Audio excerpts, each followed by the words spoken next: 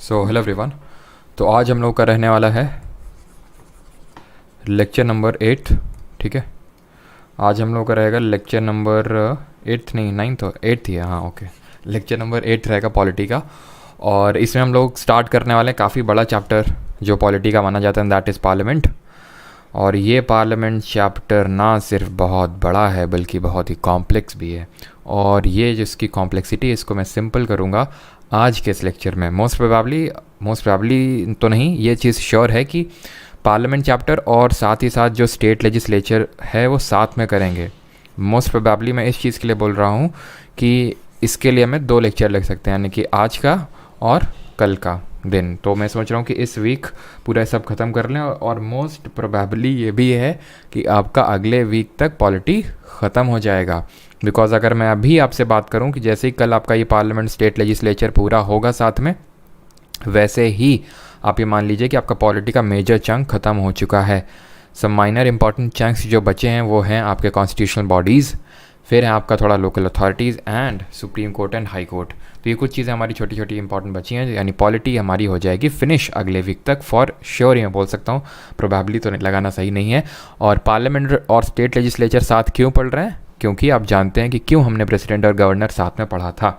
ठीक है, बिकॉज अगर आप पार्लियामेंट चैप्टर सही से समझ गए तो स्टेट लेजिस्लेचर में आपको कुछ भी अलग से नहीं करना है। जो कुछ चेंजेस हैं वो मैं आपको पैरेलली बताता चलूँगा। और अगर रही बात आर्टिकल्स की, कैसे आर्टिकल्स फिर पूछ लिया तो डायरेक्टली, तो आर्टिकल तो देखो मैंने आपको गवर्नर के और बाकी जो सीएम और काउंसिल ऑफ मिनिस्टर उसके तो याद करवा दिए थे, बट यहाँ पे बहुत सारी चीज़ें हैं। हर चीज़ के आर्टिकल आपको बिल्कुल भी याद करने की ज़रूरत नहीं है। ये जो चैप्टर है पार्लियामेंट पर्टिकुलर, ये समझने वाला चैप्टर ज़्यादा है रादर दैन रटने वाला चैप्टर। मतलब आर्टिकल उतने ज़्यादा आपको रटने की ज़रूरत नहीं है, कहीं कहीं पे है इंपॉर्टेंट, मैं आपको बता दूंगा।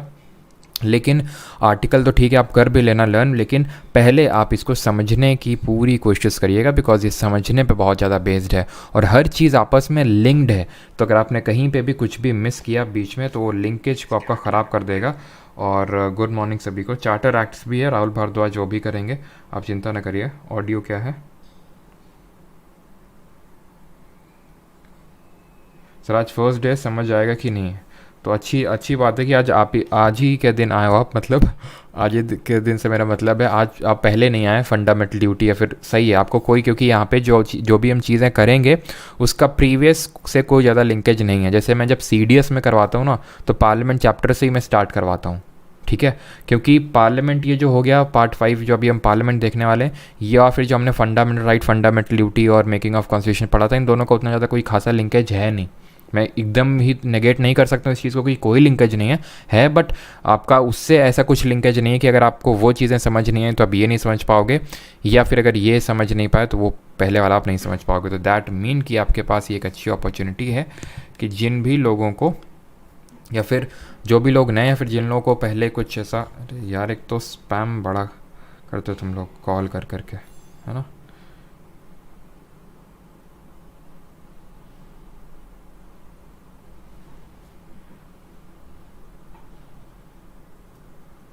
ठीक, तो चलिए स्टार्ट करते हैं फिर पार्लियामेंट चैप्टर। और सारे एग्जाम्स के लिए कवर्ड है, और आज हम लोग का इवनिंग में निट्टो सीरीज़ रहेगा। ठीक है, गलती से मैंने वो पीवाईक्यू सीरीज़ का लगा दिया था, बट आज से हम लोग का सैटरडे संडे को निट्टो सीरीज़ होता है, तो निट्टो वाला ही रहेगा आपका 7 PM पे। ठीक है, और किसके लिए इंपॉर्टेंट है भाई? सीजीएल जो Tier 2 के लिए जाने वाला उसके लिए तो है ही है, मेनली उसी के लिए है, बट सभी को हेल्प कर सकता है। तो आप एक बार उसको लेक्चर को देख लेंगे तो आपको बेटर एक अंडरस्टैंडिंग मिल जाएगी कि इज़ इट फॉर यू और नॉट। स्टार्ट करते हैं और देखते हैं पार्ट नंबर 5 और पार्ट नंबर 6 दोनों। बिकॉज अगर हम बात करें पार्लियामेंट की तो ये आता है आर्टिकल नंबर 79 से लेके जाता है आपका आर्टिकल नंबर 123 तक, बोलना सही रहेगा। आर्टिकल 122 123 तक जाता है, बिकॉज उसके बाद से हमारा चालू हो जाता है। वो पार्ट 5 में ही आता है, बट वो पार्लियामेंट में नहीं आता है, that is your supreme court. वो पार्ट 5 का ही पार्ट है, लेकिन वो आपका आर्टिकल नंबर 124 से चालू होता है। सिमिलरली और पैरेलली पार्ट 6 में आपका स्टेट लेजिस्लेचर के बारे में, यानी कि राज्य के जो विधानमंडल होते हैं, लेजिस्लेटिव असेंबली और लेजिस्लेटिव काउंसिल, उसके बारे में यहाँ पे दिया हुआ है।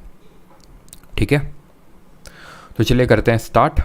और सबसे पहले हमारा आर्टिकल 78 तक हम लोगों ने देख लिया था। जल्दी से कमेंट करके बताइए कि आर्टिकल 78 में क्या दिया हुआ है, अनुच्छेद जो 78 है उसमें क्या दिया हुआ है। फिर आज हम लोग को स्टार्ट करना है आर्टिकल नंबर 79 तक, 79 से 78 तक हम लोग देख चुके थे, जो कि बोल रहा था regarding duties of prime minister. प्रधानमंत्री की जो ड्यूटीज़ होती हैं, जो कर्तव्य होते हैं, उसकी बात करता है अनुच्छेद 78। किस तरह की ड्यूटीज़ के लिए सिर्फ आपको इतना याद रखना है कि एज अ लिंकेज एक्ट करता है between the council of ministers and the president. ये सिर्फ आपको इसकी ड्यूटी याद रखनी कि एज अ लिंकेज एक्ट करता है। Now coming on to the article number 79, जहाँ से स्टार्ट करना है। कॉन्स्टिट्यूशन ऑफ पार्लियामेंट, संसद के गठन के बारे में बात करता है ना। व्हाट इज संसद? व्हेन वी से द वर्ड पार्लियामेंट, संसद, उसका मतलब क्या होता है वो मतलब समझ लो। उसके लिए सिर्फ इस पिरामिड को याद रखो, और संसद पार्लियामेंट में कौन कौन आता है, इसके कॉम्पोनेंट्स क्या हैं वो आप कभी नहीं भूलेंगे। तो अगर हम बात करें, ये 3 कॉम्पोनेंट हैं इसके, एक है LS, एक है RS और एक है हमारा president. What is this LS? LS है आपका लोकसभा, RS है आपका राज्यसभा, और ये आपका प्रेसिडेंट। यानी कि पहली बात तो पार्लियामेंट में सिर्फ लोकसभा राज्यसभा नहीं आते, प्रेसिडेंट भी आता है। रीज़न क्या है कि president is an integral part of parliament? Reason इसका ये है बिकॉज कोई भी जो बिल है वो एक्ट नहीं बन सकता बिना प्रेसिडेंट की एसेंट से। ठीक है, तो जो नोट्स में लिख रहे हैं वो इस चीज़ को नोट्स में ऐड करेंगे। President is an integral part of parliament because no bill can become an assent, no bill can become an act until it receives the assent of president, जब तक उसकी सहमति नहीं मिल जाएगी, इसलिए वो इंटीग्रल पार्ट है। अभी मैंने पिरामिड क्यों बनाया? पिरामिड मैंने इसलिए बनाया बिकॉज ताकि मैं आपको जो इसके डिफरेंट टर्म्स हैं वो आसानी से समझा सकूं। जैसे जो लोकसभा है उसको हम बोलते हैं लोअर हाउस, लोअर हाउस। तो आप देख सकते हैं इस पिरामिड में सबसे नीचे कौन है? लोकसभा है। ठीक है, इसके ऊपर ऑब्वियस सी बात है, अगर ये लोअर हाउस है तो ये आपका अपर हाउस हो जाएगा। हायर हाउस यूज़ नहीं करते हम, अपर हाउस यूज़ करते हैं वर्ड। ठीक, अगर ये लोअर हाउस है तो यानी कि नीचे, और हम जब भी जैसे फॉर एग्जांपल अगर किसी बिल्डिंग में चलते हैं तो नीचे से तो चलना स्टार्ट करते हैं। ठीक है, तो इसको हम बोलते हैं फर्स्ट चैम्बर। ठीक है, आपका जो फर्स्ट फ्लोर है वो पहले आता है सेकेंड फ्लोर से, तो उसी तरह इसको हम बोलते हैं फर्स्ट चैम्बर। ठीक है, इसको हम बोलेंगे सेकेंड चैम्बर। क्लियर? इसको हम बोलते हैं जो लोकसभा, इसको हम बोलते हैं हाउस ऑफ पीपल। ठीक है, हाउस ऑफ पीपल यानी कि लोगों का सदन। क्यों बोलते हैं अभी उसका भी आप रीज़न समझेंगे। और इसको बोलते हैं हम लोग काउंसिल ऑफ स्टेट्स, और इसको काउंसिल ऑफ स्टेट्स ही क्यों बोलते हैं वो भी आप समझेंगे कि काउंसिल ऑफ स्टेट्स क्यों बोलते हैं। अगर अभी आप समझ पाए तो समझ लीजिए कि हाउस ऑफ पीपल इसलिए बोलते हैं बिकॉज लोकसभा में जो लोग बैठते हैं उनको हम डायरेक्टली, हम जो लोग हैं पीपल ऑफ इंडिया, वो डायरेक्टली चुन के भेजते हैं। डायरेक्टली चुन के भेजते हैं मतलब कि हम लोग खुद जाके पोलिंग बूथ पे वोट डालते हैं, जो आप डालेंगे 2024 में, अगर आप एलिजिबल हैं और अगर आपका वोटर लिस्ट में नाम है तो। ठीक है, और काउंसिल ऑफ स्टेट्स इसको इसलिए बोलते हैं बिकॉज यहाँ पे स्टेट्स के रिप्रेजेंटेटिव आते हैं, जो स्टेट लेजिस्लेटिव, राज्य की जो विधान आपके सभा होती हैं वहाँ से लोग चुन के भेजे जाते हैं राज्यसभा में। और क्योंकि इसको हम अभी देखेंगे आगे, इसको हाउस ऑफ एल्डर्स के नाम से भी जानते हैं, हाउस ऑफ एल्डर। अब इसका भी रीज़न अभी समझ लो, क्या आपसे सस्पेंस रखना। लोकसभा में मिनिमम एज होती है 25 साल, राज्यसभा में मिनिमम एज होती है 30 साल इलेक्ट होने की। तो आप देख सकते हैं एज का भी डिफरेंस है। एक तरह से अगर हम देखें तो राज्यसभा में थोड़े से उम्र दराज लोग हैं, और राज्यसभा में थोड़े से हम बोल सकते हैं पढ़े लिखे लोग। अब लोकसभा में क्या है भाई, लोकसभा में फॉर एग्जांपल बाहुबली टाइप भी अभी देख लो, अतीक अहमद जो था, ठीक है, जो आपको पता है मारा गया, अतीक अहमद भी मेंबर ऑफ पार्लियामेंट मतलब सांसद रह चुका है। ठीक है, तो आपको क्या लगता है, लोग वो बहुत पढ़ा लिखा था, वो जो वहाँ पे बैठता होगा पार्लियामेंट में तो कितनी एक तरह से एम्पावर करता होगा पार्लियामेंट को, वो तो आप समझ ही सकते हैं, है ना। तो यहाँ पे क्या है कि लोग भौकाल देख के भी वोट दे देते हैं, लेकिन यहाँ पे क्या है, जो हमारे इलेक्टेड रिप्रेजेंटेटिव हैं इन दी लेजिस्लेटिव असेंबली, जिनको हमने चुन के भेजा है, तो वो चुन के भेजते हैं। तो यूजुअली कंसिडर किया जाता है कि हाँ थोड़े से ठीक ठाक ढंग के लोग जाते हैं, बट दैट डजंट मीन कि it is always the case. Vijay Mallya भाई साहब राज्यसभा के मेंबर थे। I am saying this to prove that ये कोई गारंटी नहीं है कि नहीं राज्यसभा में बहुत अच्छे और लोकसभा में ख़राब, ऐसा कुछ नहीं। बस मैं आपको ये चीज़ ताकि आपको समझ आ सके कि हाउस ऑफ एल्डर इसको क्यों बोलते हैं, इसलिए मैंने आपको बताया। आई होप यहाँ तक आपको चीज़ें क्लियर हो गई होंगी। अब यहाँ पे ये जो आपको हाउस ऑफ पीपल और ये हाँ हाउस ऑफ पीपल है, जो काउंसिल ऑफ स्टेट, ये जो टर्म देख रहे हैं, इनको यूज़ किया जाता था अंटिल 1954। फिर 1954 में इनके हिंदी नेम्स को अडेप्ट कर लिया गया। ठीक है, यहाँ पे मैं लिख देता हूँ, इन 1954 Hindi names Lok Sabha and Rajya Sabha were adopted. ठीक है, लोकसभा लोगों की सभा ऐसे समझ सकते हो, और राज्यसभा जहाँ पे राज्य से लोग चुन के आते हैं। ठीक है, राज्यसभा। फिर आपसे ये भी क्वेश्चन बनता है कई बार, ऑलमोस्ट हर एग्ज़ाम में आ ही जाता है ये, कि लोकसभा की पहली मीटिंग कब हुई थी, फिर लोकसभा की पहली सिटिंग कब हुई थी, फर्स्ट सिटिंग, और राज्यसभा की फर्स्ट सिटिंग कब हुई थी, ठीक है, राज्यसभा की फर्स्ट सिटिंग। तो लोकसभा की अगर बात करें तो इसकी फर्स्ट सिटिंग हुई थी 17 अप्रैल 1952, ठीक है, और अगर हम राज्यसभा की बात करें तो 13 मई 1952। इन दिन मतलब ये डेट्स हैं ये इंपॉर्टेंट हैं, इनको रटना है यहाँ पे आपको, बिकॉज ये कई बार पूछी गई कि इनकी फर्स्ट सिटिंग कब हुई है। अब ये बताइए कि आर्टिकल 79 में यहाँ तक किसी कोई डाउट तो नहीं है, सबको चीज़ें यहाँ तक समझ आ रही हैं कि नहीं, जहाँ पे मैंने आपको चीज़ें बताई। और बहुत ज़्यादा आपको डीप में मतलब रटने की चीज़ें ज़रूरत नहीं है, आपको पहले समझना है, ठीक है। रटने वाला काम इस चैप्टर में बहुत ज़्यादा नहीं है, कम ही है मैं बोलूँगा, लेकिन पहले आपको चीज़ें जितना है भी वो मैं आपको बताता भी चलूँगा, ठीक है। क्लियर, आगे बढ़ते हैं। 80 आर्टिकल 80 बात करते हैं composition of council of state. अब हमने पार्लियामेंट में देख लिया कि पार्लियामेंट का मतलब क्या है, कि दोनों हाउसेज, जिसको हम ईदर हाउस ऑफ पार्लियामेंट बोल देते हैं, Lok Sabha Rajya Sabha, and the president shall, ये होते हैं इसके कॉम्पोजिशन की, अगर बात कॉम्पोजिशन ऑफ पार्लियामेंट की बात करें। अब हम एक एक करके ये जो इसके कंपोनेंट्स हैं पार्लियामेंट के, that is Rajya Sabha, Lok Sabha, president, इसके बारे में पढ़ेंगे। प्रेसिडेंट के बारे में तो हम लोग पहले ही पढ़ चुके हैं, यानी हमें इस चैप्टर में मेनली फोकस करना है राज्यसभा एंड लोकसभा। अब सबसे पहले विल स्टार्ट विद राज्यसभा। क्यों? क्योंकि राज्यसभा हमारा पहला फर्स्ट चैम्बर है, ठीक है, तो फर्स्ट चैम्बर है, तो इतनी इज्जत देते हुए इसको हम पहले पढ़ेंगे। अब इसके कॉम्पोजिशन की बात, जरा मुझे जल्दी से शेड्यूल बताइए, कौन सा शेड्यूल ऑफ द कॉन्स्टिट्यूशन है जो इसके कॉम्पोजिशन से डील करता है। ये तो हम आर्टिकल पढ़ रहे हैं, ठीक है, तो इसके कॉम्पोजिशन के रिगार्डिंग आर्टिकल 80 ये बोलता है कि इसमें मैक्सिमम 250 मेंबर हो सकते हैं, मैक्सिमम 250 मेंबर्स, ठीक। अब ये जो 250 मेंबर्स का एक तरह से अगर मैं कॉम्पोजिशन की बात करूं फर्दर, तो इसमें 238 और 12 इस तरह से बाइफिकेशन या फिर डिवीजन है। 238 मेंबर्स जो होते हैं इसके इलेक्टेड होते हैं, निर्वाचित होते हैं, और जो 12 मेंबर्स होते हैं वो नॉमिनेटेड होते हैं, नामित होते हैं।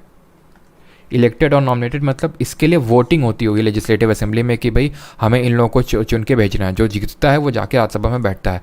नॉमिनेटेड का मतलब उसको कोई फॉर्मल प्रोसीजर ऑफ इलेक्शन से होकर नहीं गुजरना है। ऐसा प्रोविज़न हमारे पार्लियामेंट में इसलिए रखा गया ताकि जो लोग इलेक्शन के थ्रू संसद में नहीं जा सकते हैं, ठीक है, जो लोग संसद के सदस्य होते हैं उनको सांसद बोला जाता है, ठीक है, तो जो लोग डायरेक्टली नहीं जा सकते इलेक्शन के मेथड से, तो उनको, और वो काफ़ी मतलब वैल्यू ऐड कर सकते हैं पार्लियामेंट में अगर वो पहुंचे तो इसके लिए इस प्रोविज़न को रखा गया कि जहाँ पे हमारा जो प्रेसिडेंट है, जो राष्ट्रपति है, वो क्या कर सकता है, उसको ये पावर दी गई है कि वो 12 members in the field of लिसास, इसको लिसास से याद करना है, कौन कौन सी फील्ड में चुन के भेजता है।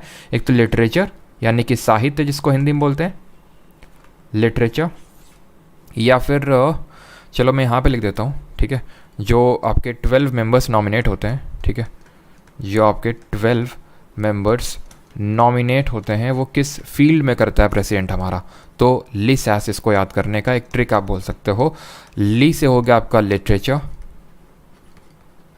एस से हो गया साइंस, ए से हो गया आर्ट, एंड इस एस से हो गया सोशल सर्विस, समाज सेवा, जिसको हिंदी में बोलते हैं। कला, विज्ञान और साहित्य के क्षेत्र में प्रेसिडेंट 12 मेंबर्स का नॉमिनेशन करता है in the Rajya Sabha. Is that clear? लिसास, इससे आप याद कर सकते हैं। और इसमें जो 238 है इसमें फर्दर डिवीजन रहता है। डिवीजन किस बेसिस पे रहता है, मैं यहाँ पर लिख देता हूँ अगेन। जो 238 इलेक्टेड मेंबर्स है ना, इलेक्टेड, ये कहाँ से आते हैं, ये स्टेट से आते हैं सारे, और लेजिस्लेटिव काउंसिल्स यूनियन टेरिटरी से आते हैं, ठीक है, यानी कि सारे ऑल स्टेट्स, ऑल जो हमारे 28 स्टेट्स हैं कंट्री में, वहाँ से आएंगे, प्लस ये जो हमारी 2 यूटीज़ हैं, सर यूटीज़ तो 8 हैं, सिर्फ 2 ही से क्यों आते हैं, 2 कौन सी हैं, कोई सिर्फ यही 2 यूटीज़ हैं, और जो 28 स्टेट से जो लोग आते हैं दे आर 229, और जो रिमेनिंग होते हैं 9 वो 2 यूटीज़ से।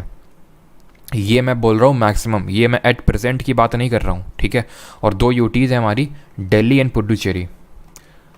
अब अगर आपसे रीज़न पूछ ले कि क्यों ऐसा है कि इन्हीं सिर्फ 2 यूटीज़ का रिप्रेजेंटेशन है, बाकी का नहीं है, बिकॉज जो अदर यूटीज़ की पॉपुलेशन है, ठीक है, इस तरह से मैं लिख सकता हूँ, population of other UTs is very less to get representation in Rajya Sabha. Clear है? अब बात ये आती है कि किस तरह से रिप्रेजेंटेशन होता है, वो भी समझ लेते हैं, बिकॉज जो आर्टिकल 80 है यहाँ पे, इसके लिए मैं स्लाइड ऐड कर लेता हूँ, ठीक है। पहले तो बताइए यहाँ तक किसी कोई डाउट तो नहीं। अब यहाँ पे ये बात आती है कि रिप्रेजेंटेशन होता किस तरह से है। तो रिप्रेजेंटेशन यहाँ पे किस तरह से होता है वो देख लेते हैं। क्योंकि अभी मैंने आपको बताया कि इनकी जो बाकी यूटीज़ की पॉपुलेशन है वो बहुत कम है कि इनको रिप्रेजेंटेशन दिया जाए। ना रिप्रेजेंटेशन किस तरह से होता है उसको समझ लीजिए, फिर अभी हम बात करेंगे एट प्रेजेंट कैसा क्या रिप्रेजेंटेशन का माहौल है, ठीक है। तो रिप्रेजेंटेशन की अगर मैं बात करूं तो सबसे पहले इनडायरेक्ट इलेक्शन होता है, यानी कि अप्रत्यक्ष रूप से चुनाव होता है, पहली चीज़। दूसरी चीज़ ये है कि यहाँ पे प्रोपोर्शनल रिप्रेजेंटेशन होता है। प्रोपोर्शनल रिप्रेजेंटेशन यानी जिसको हम बोलते हैं अनुपातिक प्रतिनिधित्व, रिप्रेजेंटेशन। और single transferable vote, STV short में लिख रहा हूँ बिकॉज ये टर्म्स आपके लिए नए नहीं है, एकल संक्रमणीय मत और अनुपातिक प्रतिनिधित्व। जल्दी से बताइए इन टर्म्स को आपने हम लोगों ने और कहाँ पे किया था, ठीक। तो ये जो टर्म्स हम लोगों ने किए थे प्रेसिडेंट के इलेक्शन के टाइम पे, और ऐसे ही वहाँ पे भी इनडायरेक्ट इलेक्शन था, प्रोपोर्शनल रिप्रेजेंटेशन था और STV सिंगल ट्रांसफरेबल वोट था।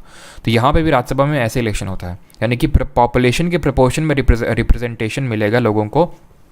लोगों से मेरा मतलब है जो लोग राज्यसभा में चुन के आ रहे हैं उनको पॉपुलेशन के उसमें प्रपोर्शन में मिलेगा।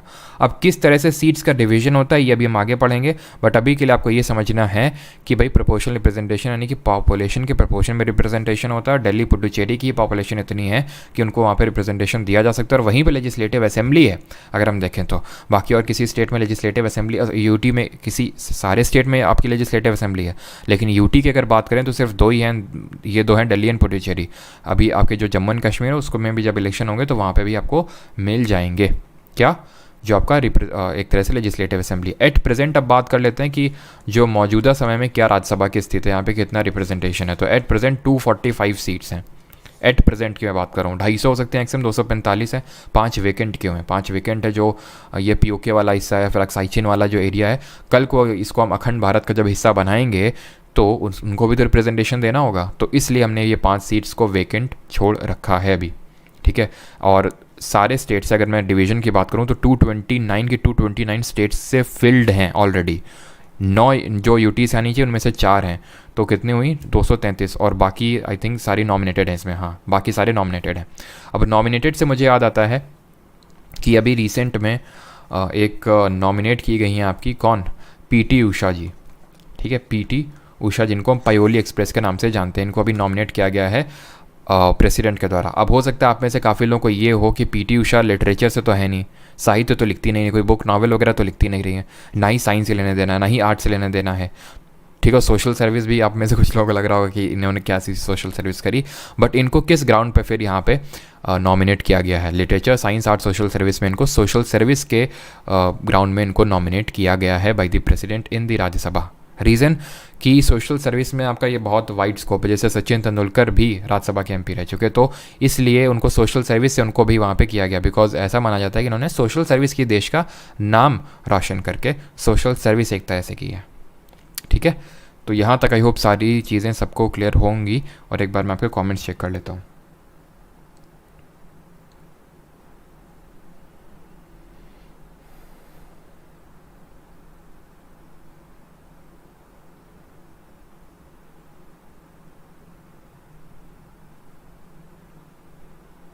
ठीक, चलिए क्लियर है सभी को।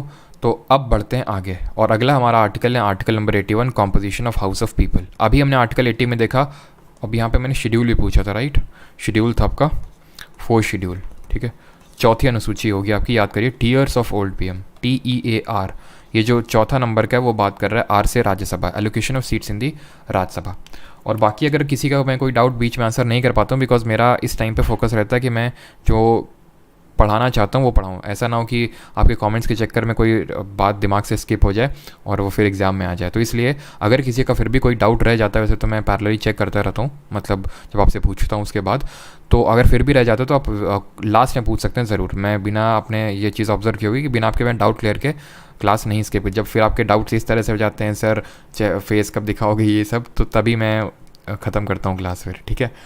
आर्टिकल 81 पे आते हैं, composition of house of people, Lok Sabha की संरचना। अब हाउस ऑफ पीपल क्या है, आई होप आप जानते हैं, ये आपका Lok Sabha, that is first chamber, ठीक। अब इसमें किस तरह से कॉम्पोजिशन होता है, तो इसमें जो मैक्सिमम सीट्स हो सकती हैं, दैट कैन बी 550। अगेन इसका डिवीजन है 530 और 20 के बेसिस पे। 530 सीट्स आती हैं कहाँ से? ये 530 और 20 का डिवीजन राज्यसभा की तरह नहीं है जहाँ 230 और 12 का डिवीजन था। मतलब वहाँ पे था 238 इलेक्टेड 12 नॉमिनेटेड। ऐसा मत समझिएगा 530 इलेक्टेड और 20 नॉमिनेटेड, बिल्कुल नहीं। यहाँ पे नो नॉमिनेटेड मेंबर, यानी कि कोई नामित सदस्य नहीं होता है इस सदन में। पहले होता था, बट 104th अमेंडमेंट लाया गया और उसके तहत जो दो मेंबर्स को, दो एंग्लो इंडियन कम्युनिटी के जो मेंबर्स होते थे, एंग्लो इंडियन कम्युनिटी के जो लोग होते थे, उनको नॉमिनेट करता था हमारा प्रेसिडेंट। और 104th अमेंडमेंट से इसको ख़त्म किया जा चुका है, इस प्रोविज़न को एंड किया जा चुका है। ठीक, तो ये जो 530 और 20 का डिवीजन है, ये बेसिस है यहाँ पे बाइफर्केशन का स्टेट और यूटीज़ के बेसिस पे। यानी कि स्टेट से निकल के आती हैं आपके 530 सीट्स और यूटी से निकल के आती हैं 20 सीट्स। क्लियर? अब यहाँ पे इसी आर्टिकल नंबर 81 में लिखा हुआ है आपका कि किस तरह से एक इलेक्शन होगा यहाँ पे और किस तरह से रिप्रेजेंटेशन मिलेगा। तो यहाँ पे ये प्रोविज़न ऐड है कि पॉपुलेशन के प्रपोर्शन में हम बोल सकते हैं, यानी कि सबसे पहले तो जो हमारा इंडिया एज अ कंट्री है, इसमें जितने भी डिफरेंट स्टेट हैं, 28 स्टेट्स हैं ना, तो इसमें जो 28 स्टेट हैं उनको इस तरह से रिप्रेजेंटेशन मिलेगा। और एक चीज़ यहाँ पे आपको बता दूँ, कुछ और भी डिफरेंट टाइप के क्वेश्चन यहाँ पे बनते हैं। जैसे फॉर एग्जांपल यहाँ पे क्वेश्चन बनता है कि किस स्टेट में सबसे ज़्यादा लोग हैं राज्यसभा में, तो यूपी से हैं। तो इस तरह के जो क्वेश्चन हैं जब हम MCQ सॉल्व करेंगे तो वहाँ देखेंगे। ठीक है, यहाँ पे अभी हम देख रहे हैं जो आपके एक्चुअल कॉन्स्टिट्यूशन में जो लिखे हुए हैं उस पर्टिकुलर आर्टिकल में, उन चीज़ों को देख रहे हैं। ठीक है, तो 28 स्टेट में इस तरह से डिवीजन किया जाएगा कि जैसे फॉर एग्जांपल मान लेता हूँ मैं, एक स्टेट है यूपी, मान लेते हैं इसकी for example, I am not very exact, मैं नहीं बता रहा हूँ, मान लेते हैं यहाँ पे 20 करोड़ पॉपुलेशन है। ठीक है, और यहाँ से आ रहे हैं 80 रिप्रेजेंटेटिव्स, फॉर एग्जांपल मान लेते हैं 80 रिप्रेजेंटेटिव आ रहे हैं। ठीक है, तो अगर मान लेते हैं कोई स्टेट है केरला, जिसकी पॉपुलेशन मान लेते हैं 1 करोड़ है, ठीक है, या फिर मान लेते हैं 10 करोड़ है, तो इसमें कितनी सीट्स निकल के आएंगी? सिंपल, इसका आपने हाफ कर दिया, इसका भी हाफ कर दीजिए, 40 हो जाएगा। या फिर कोई मान लेते हैं कि आपका गोवा करके स्टेट है, वहाँ पे पॉपुलेशन है 1 करोड़, तो कितनी यहाँ से सीट निकल के आएंगे? सिर्फ 4 सीट निकल के आएंगे। इसका 1/10 ही है, इसका भी अपने, यानी कि पॉपुलेशन, सेम पॉपुलेशन को रिप्रेजेंट कर रहे होंगे, यानी उसी हिसाब से रिप्रेजेंटेटिव्स चुने जाएंगे, यानी पैरिटी होनी चाहिए between the states. First thing. Second thing क्या है, इसी तरह हमने राज्यसभा में देखा था, अगर आपने चीज़ ऑब्जर्व किया, इसी तरह राज्यसभा में भी है कि इनको ऐसे मतलब रिप्रेजेंट करेंगे कि वो सेम पॉपुलेशन को रिप्रेजेंट कर रहे हो।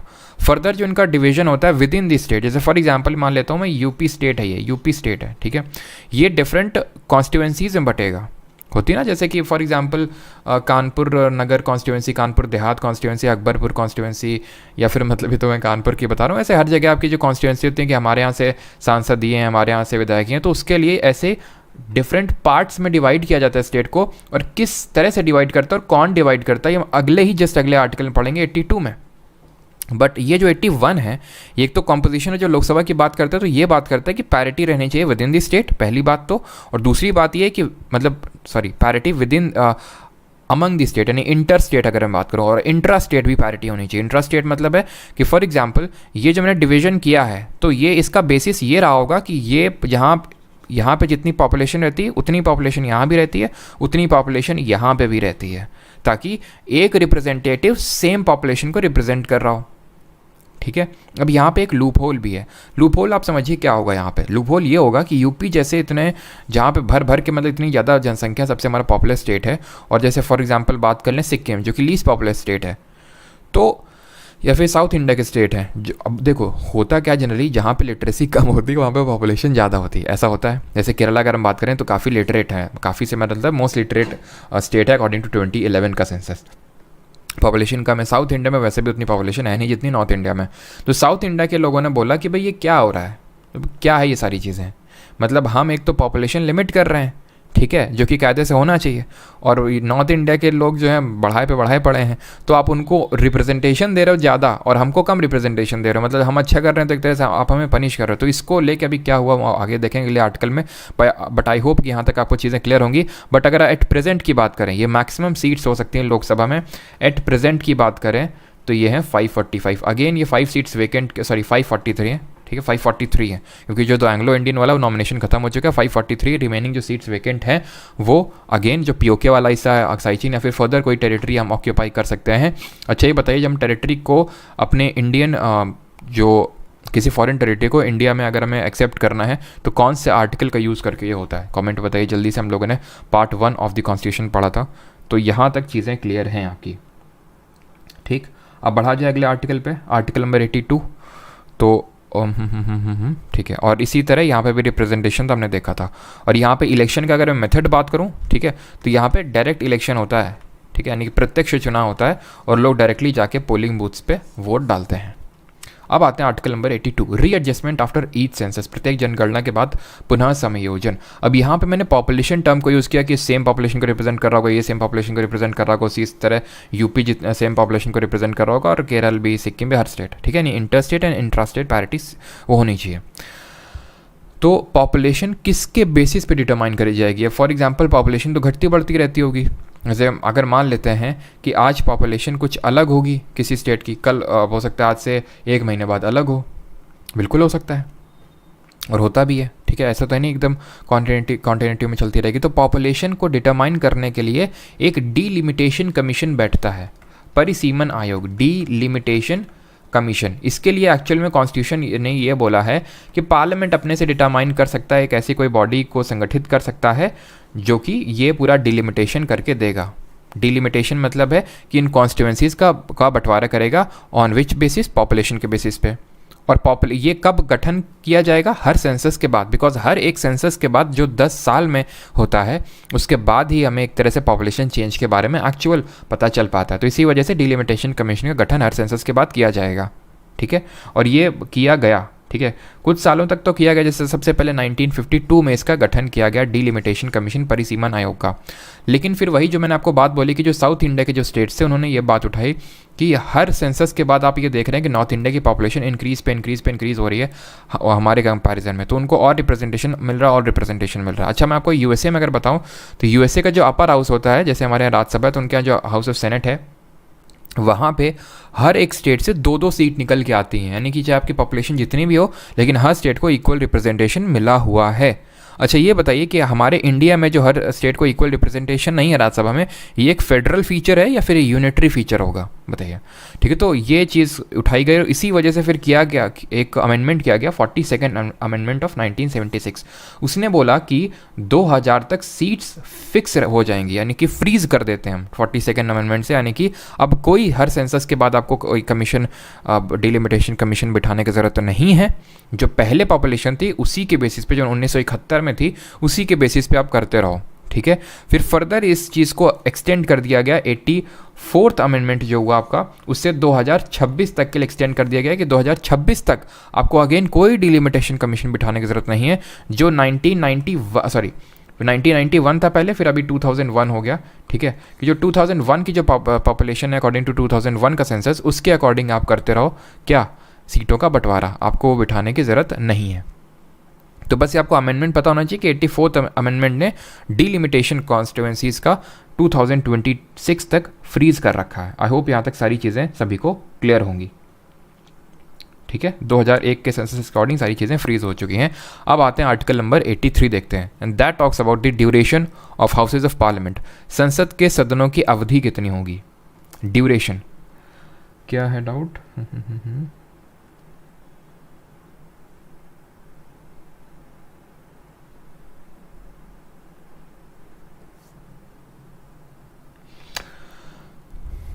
ये अभी मैंने बताया तो आपको 84th अमेंडमेंट 2026 तक से 84th अमेंडमेंट से 2026 तक वो फ्रीज हो चुका है। तो अब हर बार सेंसस कराने की ज़रूरत नहीं है। और पिछला सेंसस 2011 को हुआ था, ठीक है, अभी तक सेंसस 2021 में नहीं हुआ ड्यू टू कोविड, उसका रीज़न है, ठीक है, ऐसा बाकी कोई रीज़न नहीं है। अच्छा एक चीज़, क्वेश्चन का आंसर दीजिए, जम्मू एंड कश्मीर में अभी ये डिलिमिटेशन कमीशन बैठा था यहाँ पे कॉन्स्टिट्यूएंसीज का बंटवारा करने के लिए, किसके चेयरमैनशिप पे डिलिमिटेशन कमीशन बना था? उनका नाम आर से स्टार्ट होता है, ज़रा बताइए, और वो एक फीमेल है, बताइए।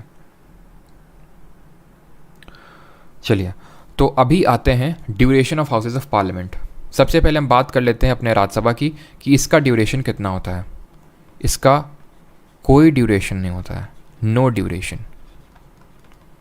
राज्यसभा एज अ हाउस इसका कोई ड्यूरेशन नहीं होता, बट राज्यसभा के जो मेंबर्स होते हैं, जो इनके जो सदस्य होते हैं, इनका ड्यूरेशन होता है, मेंबर्स का जो ड्यूरेशन होता है दैट इज़ ऑफ 6 ईयर्स, 6 साल का होता है। किस बेसिस पे होता है कि इसके जो 1/3 मेंबर्स हैं, 1/3 जो मेंबर्स हैं retire after every 2 years, 1/3 members retire after every 2 years, हर 2 साल में रिटायर होते रहते हैं इसके 1/3 सदस्य। तो कुछ लोग को ये हो सकता है लगे कि 2 साल कार्यकाल हुआ, 2 साल नहीं सर। जैसे फॉर एग्जांपल पहले, और एक चीज़ यहाँ पे नोट कर रहिएगा कि ये चीज़ कहीं कॉन्स्टिट्यूशन में लिखी हुई नहीं है, मैं आपको बता दूँ। भले मैं आपको आर्टिकल 83 पढ़ा रहा हूँ यहाँ पे, और राज्यसभा का कोई ड्यूरेशन नहीं होता, राज्यसभा के मेंबर्स का 6 ईयर्स का ड्यूरेशन होता है, बट आर्टिकल 83 में ये लिखा हुआ है कि पार्लियामेंट को ये एक तरह से पावर दी गई थी कि आप डिटरमाइन कर लो अपने आप से कि राज्यसभा के मेंबर्स का क्या ड्यूरेशन होगा। तो पार्लियामेंट ने एक एक्ट इनैक्ट किया, RPN एक रिप्रेजेंटेशन ऑफ पीपल्स एक्ट 1951, उसके तहत ये डिसाइड किया कि जो पहला वाला राज्यसभा का गठन बना था वो उसके मेंबर्स को तो लॉटरी बेसिस पे रिटायर कर दिया जाएगा, लेकिन अब से जो भी हैं 1/3 मेंबर्स हर 2 साल में रिटायर होते रहेंगे। जैसे फॉर एग्जांपल आप इसको इस तरह से समझ सकते हो, वैसे अगर ना भी समझ में आए तो कोई इतना वो खासा दिक्कत वाली बात है नहीं। जैसे फॉर एग्जांपल ये अभी आए, ठीक है, तो मान लेते हैं कि ये आए हैं चुन के आपके 2020 में, ठीक है, ये चुन के हैं 2022 में, ये आए हैं 2000, मान लेते हैं अगले साल आते हैं 24 में चुन के। कुछ मेंबर्स इसमें आते हैं 2020 में चुन के, कुछ आते हैं 2022 में और कुछ आते हैं 2024 में, ठीक है। तो अब मुझे बताइए कि ये जो 2020 वालों का कार्यकाल कब ख़त्म होगा? 2026 में, 2026 में, यानी कि इससे 2 साल बाद। तो उसी सेंस से बोला गया कि एवरी जो 1/3 मेंबर, ये 1/3 को रिप्रेजेंट कर रहा है, 1/3, तो 1/3 मेंबर है retire after every second year. 2026 के बाद 2028 में कौन हटेंगे, किनका टेन्योर पूरा हो जाएगा? 2022 वालों का। फिर 30 में किसका हो जाएगा? 2024 वालों का। और इसमें कोई लिमिट नहीं है, यानी कि इसमें जो इलेक्शन है इन दी राज्यसभा या फिर इन दी Lok Sabha, also in the Rajya Sabha और Lok Sabha, can happen at any number of time, any number of time. इसका मतलब ये है कि कोई यहाँ पे लिमिटेशन नहीं कि कोई एक बार राज्यसभा का मेंबर बन गया तो फिर वो फर्दर बन नहीं सकता है। अब राज्यसभा की तो बात कर ली, लोकसभा की बात कर लेते हैं। एज अ हाउस और इसके जो मेंबर्स हैं दोनों का, एज अ हाउस और इसके मेंबर्स का, तो इसमें आर्टिकल में ये लिखा हुआ है कि unless it is dissolve before the expiration of its 5 years, ये आपकी 5 साल तक कॉन्टिन्यू रहती है, 5 साल तक। बट अनलेस डिसॉल्व्ड का मतलब क्या है कि अगर जब तक इसको भंग ना किया जाए, क्योंकि हमने पिछले लेक्चर में देखा था किस तरह से लोग 13 दिन भी प्रधानमंत्री के सिर्फ 13 दिन के लिए थे, ठीक है। जैसे अगर हम बात करें अटल बिहारी वाजपेयी जी की सरकार 13 दिन तक रही, क्योंकि नो कॉन्फिडेंस मोशन अविश्वास प्रस्ताव हो गया, बिकॉज आर्टिकल 75 हमें बोलता है, एक तो इंडिविजुअल रिस्पॉन्सिबिलिटी डिटरमाइन करता है काउंसिल ऑफ मिनिस्टर की टुवर्ड्स प्रेसिडेंट, और कलेक्टिव रिस्पॉन्सिबिलिटी है towards the lower house that is Lok Sabha. तो उसी कलेक्टिव रिस्पॉन्सिबिलिटी यानी कि उनका सदन में, लोकसभा में नंबर होना चाहिए, और अगर उनके खिलाफ नो कॉन्फिडेंस मोशन अविश्वास प्रस्ताव पारित हो गया तो सरकार गिर जाएगी। और इसका सबसे अगर लेटेस्ट एग्जाम्पल देखें तो इमरान खान की सरकार जो गिरी थी पाकिस्तान, वहाँ पर भी नो कॉन्फिडेंस मोशन उसके खिलाफ पास हुआ था, ठीक है। तो अगर ऐसा हो जाता है तो 5 साल तक आप कंटिन्यू नहीं कर पाओगे, फिर से फ्रेश इलेक्शंस होंगे और फिर से सारी चीज़ें होंगी। और जो नई आपकी लोकसभा बनेगी आफ्टर द फ्रेश इलेक्शंस, और रिमाइंडर ऑफ द टर्म के लिए नहीं, फुल टर्म के लिए, फुल टेन्योर के लिए 5 ईयर्स के लिए रहेगी। मेंबर्स की अगर मैं बात करूँ तो मेंबर्स का जो टर्म होता है वो भी 5 ईयर्स का ही होता है, यानी कि को टर्मिनस विद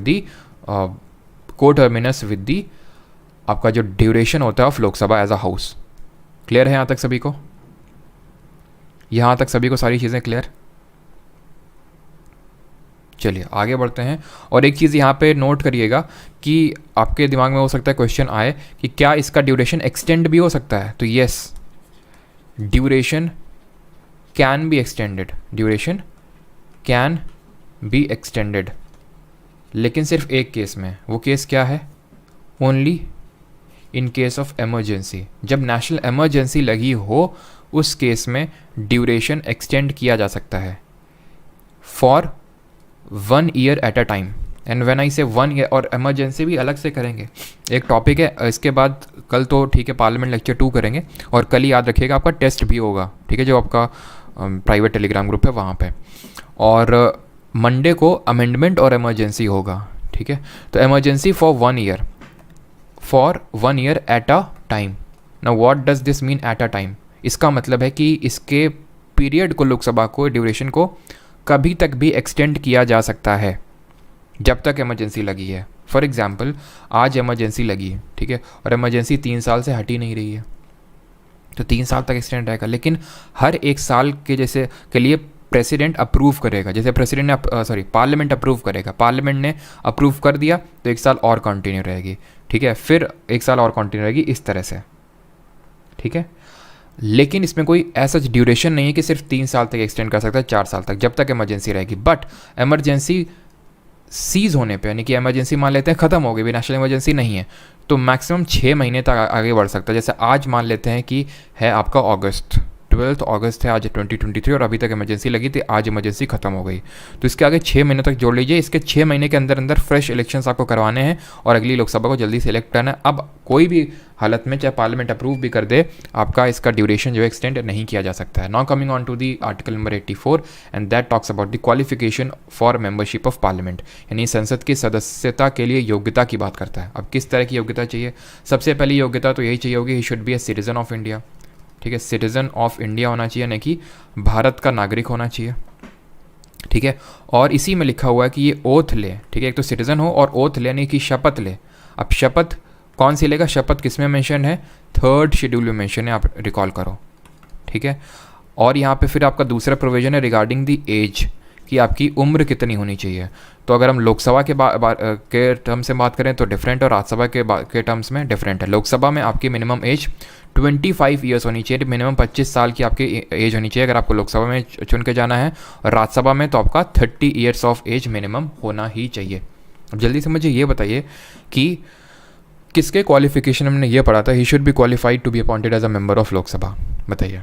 तो आप क्वालिफिकेशन समझ के, अभी डिस्क्वालिफिकेशन आगे हम पढ़ेंगे। सिटीजन ऑफ इंडिया, ओथ इसको लेना है जो 3rd शेड्यूल मेंशन है, और इसका जो मिनिमम एज। देन इसमें ये भी एक प्रोविजन एडेड है, एनी अदर क्वालिफिकेशन विच पार्लियामेंट मे डिटरमाइन, यानी कि ये तो हमने कॉन्स्टिट्यूशन में लिख के दे दी आपको, ये होनी चाहिए। लेकिन अगर कल कोई पार्लियामेंट को कोई और भी क्वालिफिकेशंस लगती हैं तो वो उसको भी इसमें क्वालिफिकेशन की लिस्ट में रख सकता है। जैसे फॉर एग्जांपल कल को पार्लियामेंट को लगता है कि एक 12th पास एक क्वालिफिकेशन होनी चाहिए for becoming a member of parliament, तो उसको ऐड कर सकता है, जो कि नहीं है हमारा, है ना। IAS बनने के लिए आपको, या फिर कोई भी गवर्नमेंट के लिए, गवर्नमेंट जॉब के लिए आपको चाहिए qualification, but member of parliament जो सबसे एक तरह से पावरफुल पोजीशन है, उसके लिए कोई आपको क्वालिफिकेशन की ज़रूरत नहीं है। Now coming on to the article number 85, ये बात करते हैं sessions of parliament prorogation and dissolution. अब ये क्या है? प्रोरोगेशन, सेशन और डिसोल्यूशन। एक्चुअल में सेशन ऑफ पार्लियामेंट की अगर हम बात करें तो हमारे पार्लियामेंट में 3 सत्र होते हैं, 3 सेशन होते हैं। अब ऐसा नहीं होता है कि पार्लियामेंट हमारा, आप हमेशा तो देखते नहीं होंगे, जैसे अभी प्रेजेंट टाइम में अगर हम बात करें तो डिबेट चल रही है। डिबेट आप पार्लियामेंट में देखते हो, कोई फ्लाइंग किस मार रहा है, कोई पेपर फाड़ के फेंक रहा है, कोई कुछ कर रहा है, कोई चिल्ला रहा है, कोई कुछ बोल ही नहीं रहा है ठीक है। तो ये सारे कब होते हैं? अभी आपको देखने को मिल रहा है ना। क्यों? क्योंकि अभी सेशन चल रहा है। 3 सेशन होते हैं पार्लियामेंट में।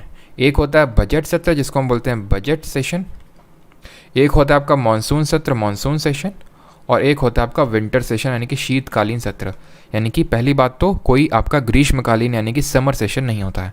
तो अभी कौन सा चल रहा होगा, जरा बताइए, कौन सा सेशन चल रहा होगा पार्लियामेंट में? तो सेशन के टाइम पे ही डिस्कशंस होते हैं आपके। अब सेशन ऑफ पार्लियामेंट को बुलाता कौन है? बुलाता और मगर जाने का भी है, ठीक है। तो बुलाता है जिसको हम बोलते हैं सेशन को समन करना, ठीक है। समन करने का काम करते हैं प्रेसिडेंट जी। कौन करते हैं? राष्ट्रपति। यहाँ तक कि प्रोरोगेशन करना, डिसोल्यूशन करना, ये सारे काम याद रखिएगा कौन करता है? प्रेसिडेंट ही करता है ना। What is prorogation? प्रोरोगेशन का मतलब है सत्रावसान। सर सत्रावसान क्या होता है? ये सेशन को बुलाया गया ना, प्रेसिडेंट बुलाएगा, आ जाओ सभी लोग, जल्दी से मिल बांट के एकदम हो अल्लाह काटते हैं, ठीक है। ये सब हो गया, उसके बाद प्रेसिडेंट बोलेगा अब निकल लो, दिमाग एकदम, जैसे कि जब याद करिए आपके गर्मियों के टाइम आते थे, ठीक है, तो नाना नानी के यहाँ से फ़ोन आता था, मामा के यहाँ से, कि आप आ जाओ, ठीक है। लेकिन फिर जब आप रुकते थे 1-1.5 महीने 2 महीने तक, तो जो मामा या फिर मामी या फिर नाना नानी आपसे एकदम तंग, वैसे नाना नानी तो इतने नहीं आते थे, लेकिन बाकी लोग आ जाते थे तंग, और बोलते थे कि अब निकल लो बेटा यहाँ से तुम, ठीक है, तुमने एकदम जीना हराम कर रखा है हमारा यहाँ पे। तो उसको बोल सकते हैं प्रोरोगेशन। समन किया गया, आपको बुलाया गया, प्रोरोगेशन सत्रावसान यानी आपको एक तरह से टाटा बाय बाय किया। डिसोल्यूशन जो है ये बहुत बड़ा एक तरह से टर्म है। अब सेशन को समन करना, बुलाना, प्रोरोगेशन मतलब सत्रावसान करना। और अब जब हम आगे बढ़ेंगे आर्टिकल नंबर 100 में देखेंगे एक आपको टर्म देखने को मिलेगा एडजर्नमेंट। उसको अब भी मैं समझा रहा हूँ ताकि तीनों में डिफरेंस आपको समझा सकूँ। एडजर्नमेंट का मतलब है अवकाश। ये जो एडजर्नमेंट है ये presiding officer of the house करता है। ये कौन करता है? प्रिसाइडिंग ऑफिसर ऑफ हाउस, यानी जो पीठासीन अधिकारी होगा सदन का वो करेगा। बहुत बड़ा डिफरेंस है। सेशन समन करना, प्रोरोग करना, डिसॉल्व करना, सब कुछ करना प्रेसिडेंट करता है, बट एडजर्नमेंट प्रिसाइडिंग ऑफिसर करता है। अंतर क्या होता है? सेशन को तो समन करना, बुलाना समझ में आ गया। प्रोरोगेशन, डिसोल्यूशन और एडजर्नमेंट, इन तीनों को एक साथ समझो। ये तीन इंपॉर्टेंट है, इन तीनों में ही कन्फ्यूजन होगा। सेशन समन करना तो हो गया, बुलाना। इसमें कुछ इस तरह से आपका है कि एडजर्नमेंट ये हो गया और समन ये हो गया, और डिसोल्यूशन इससे भी बड़ा हो गया। मतलब एडजर्नमेंट में क्या होता है, जैसे कि अभी मैं देख रहा था, मैं क्योंकि ये डिबेट वगैरह मैं देखता रहता हूँ, काफ़ी मज़ा आता है देखने में। तो जैसे जब खाना वाना खाने के टाइम पे, तो अभी मैं देख रहा था कि जो जगदीप धनखड़ हैं राज्यसभा के, जो हमारे प्रिसाइडिंग ऑफिसर हैं, जो कि वाइस प्रेसिडेंट ऑफ इंडिया हैं, क्योंकि vice president of India is the official chairman of Rajya Sabha, हम पढ़ चुके हैं। तो याद करिए, हाँ, आपने हो सकता है देखा हो डेरेक ओब्रायन, ठीक है, जो वेस्ट बंगाल से सांसद हैं, मेंबर ऑफ पार्लियामेंट हैं।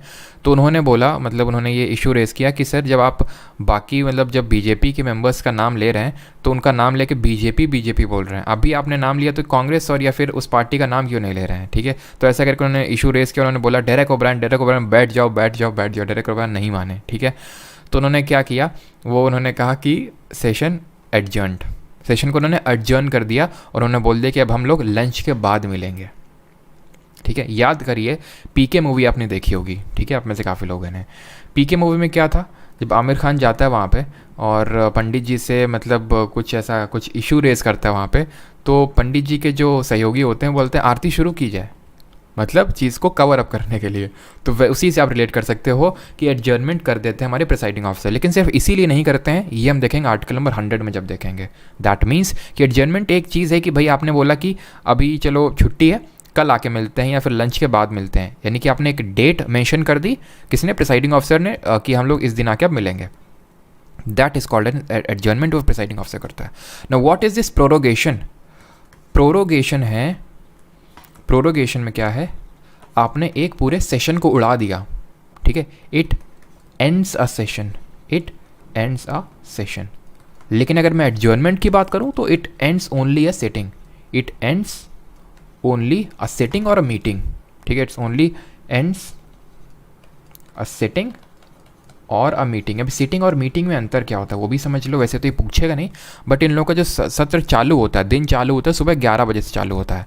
एक दिन को हम बोलते हैं, जब एक दिन मिलते हैं उसको बोलते हैं मीटिंग, और एक मीटिंग में होती है 2 सीटिंग, एक प्री लंच और एक पोस्ट लंच, ठीक है।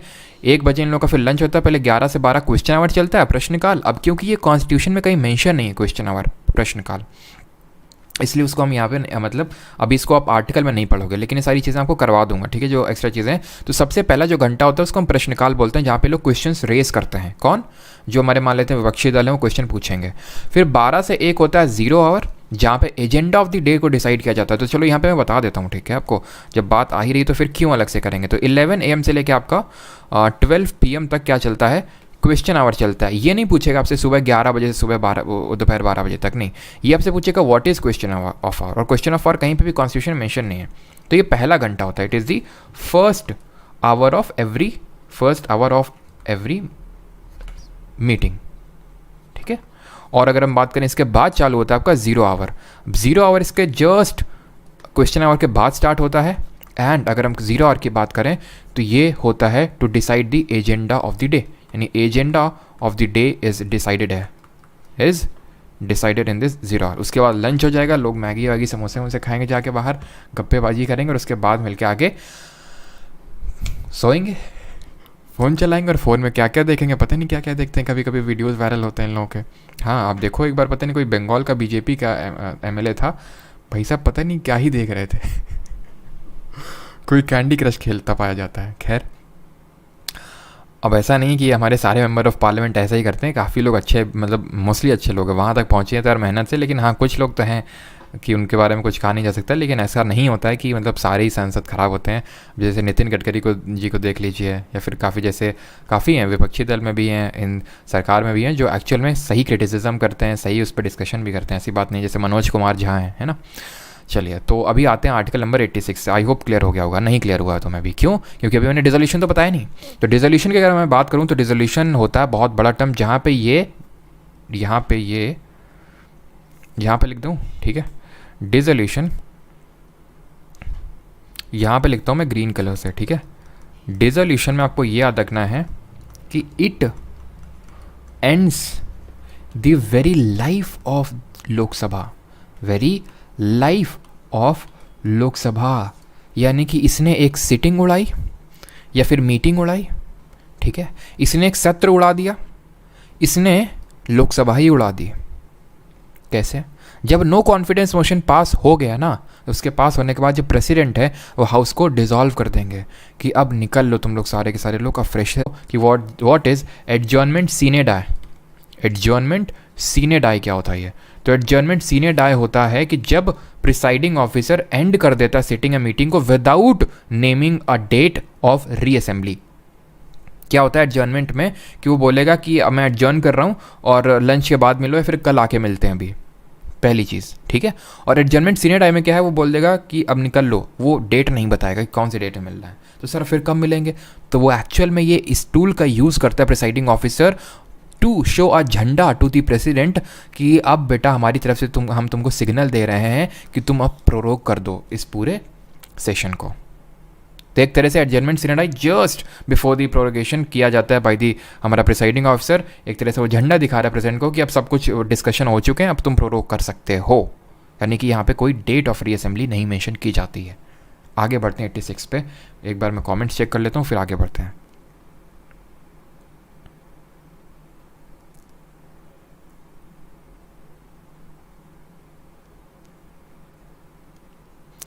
चलिए, क्लियर है, क्लियर है, क्लियर है। Okay okay okay okay. Repeat repeat repeat. क्या चीज़ की, क्या चीज़,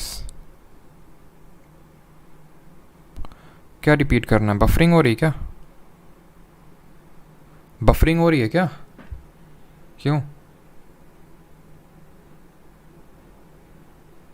एक सेकंड रुको। अभी भी बफरिंग हो रही है क्या? एक बार कंफर्म कर दो। सर आर यू मैरिड, ये काफ़ी अच्छा क्वेश्चन था। बफरिंग अभी भी हो रही है?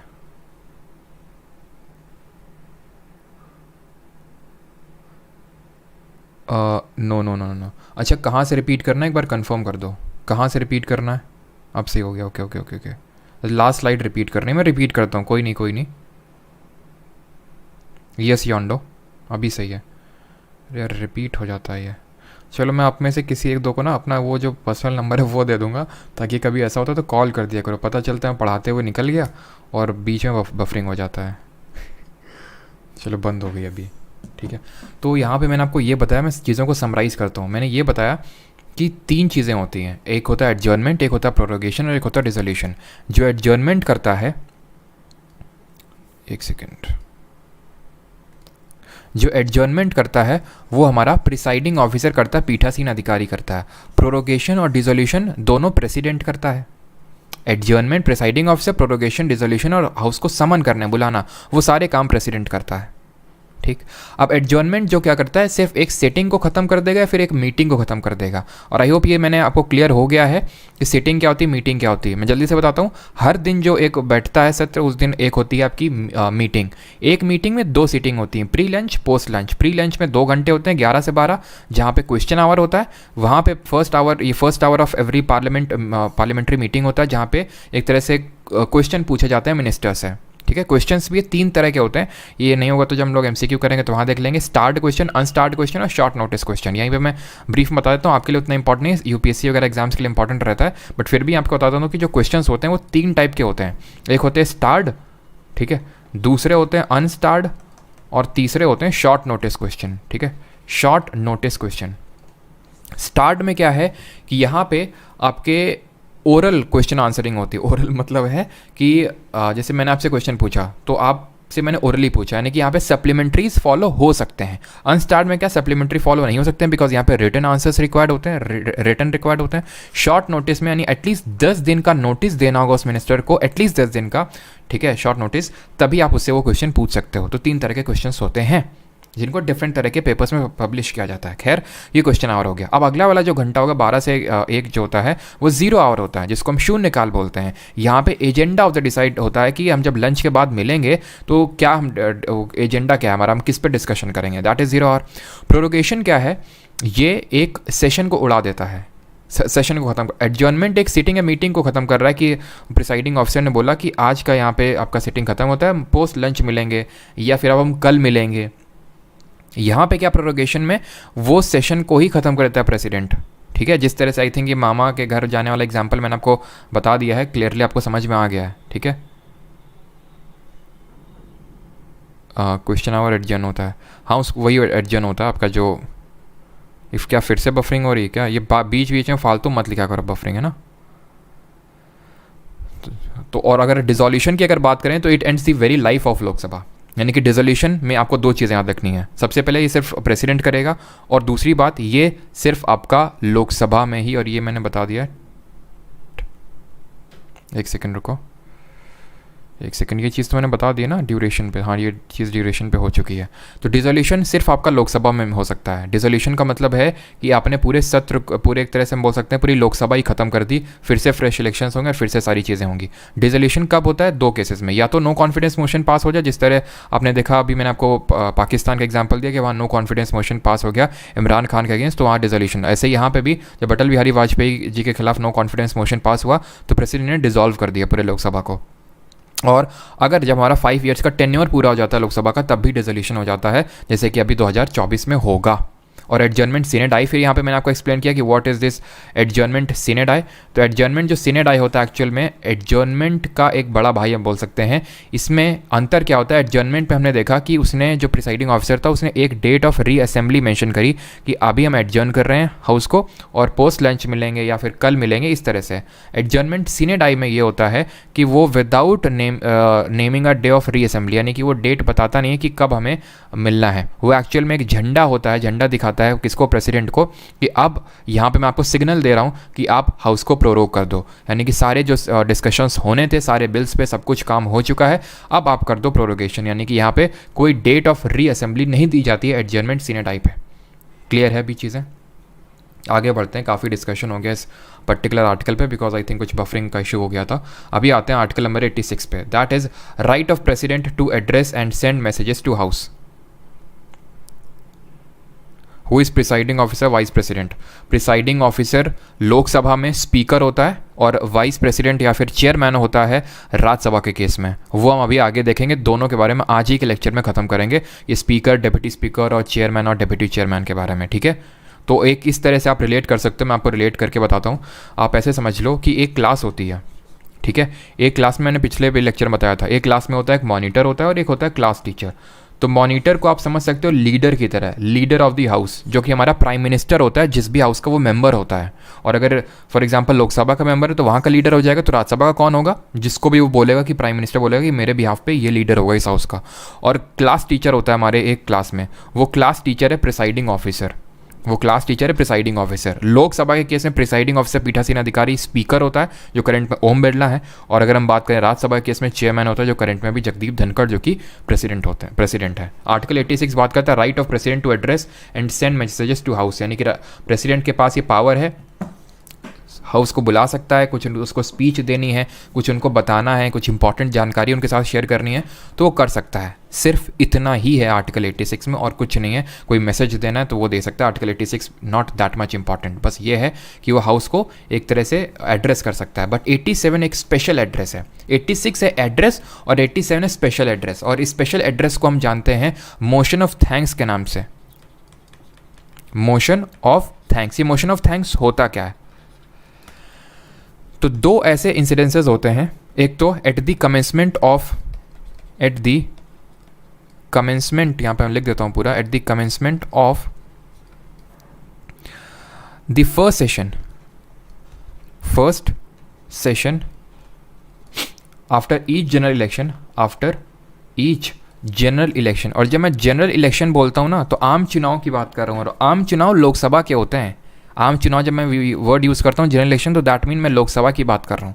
बिकॉज राज्यसभा तो एक कॉन्टिन्यूइंग चैम्बर, कॉन्टिन्यूइंग चैम्बर मतलब कि इसके 1/3 आ रहे हैं 1/3 जा रहे हैं, 1/3 आ रहे हैं 1/3 जा रहे हैं, यानी कि एक इसका नलका है एंट्री वाला और एक इसका नलका है एग्जिट वाला।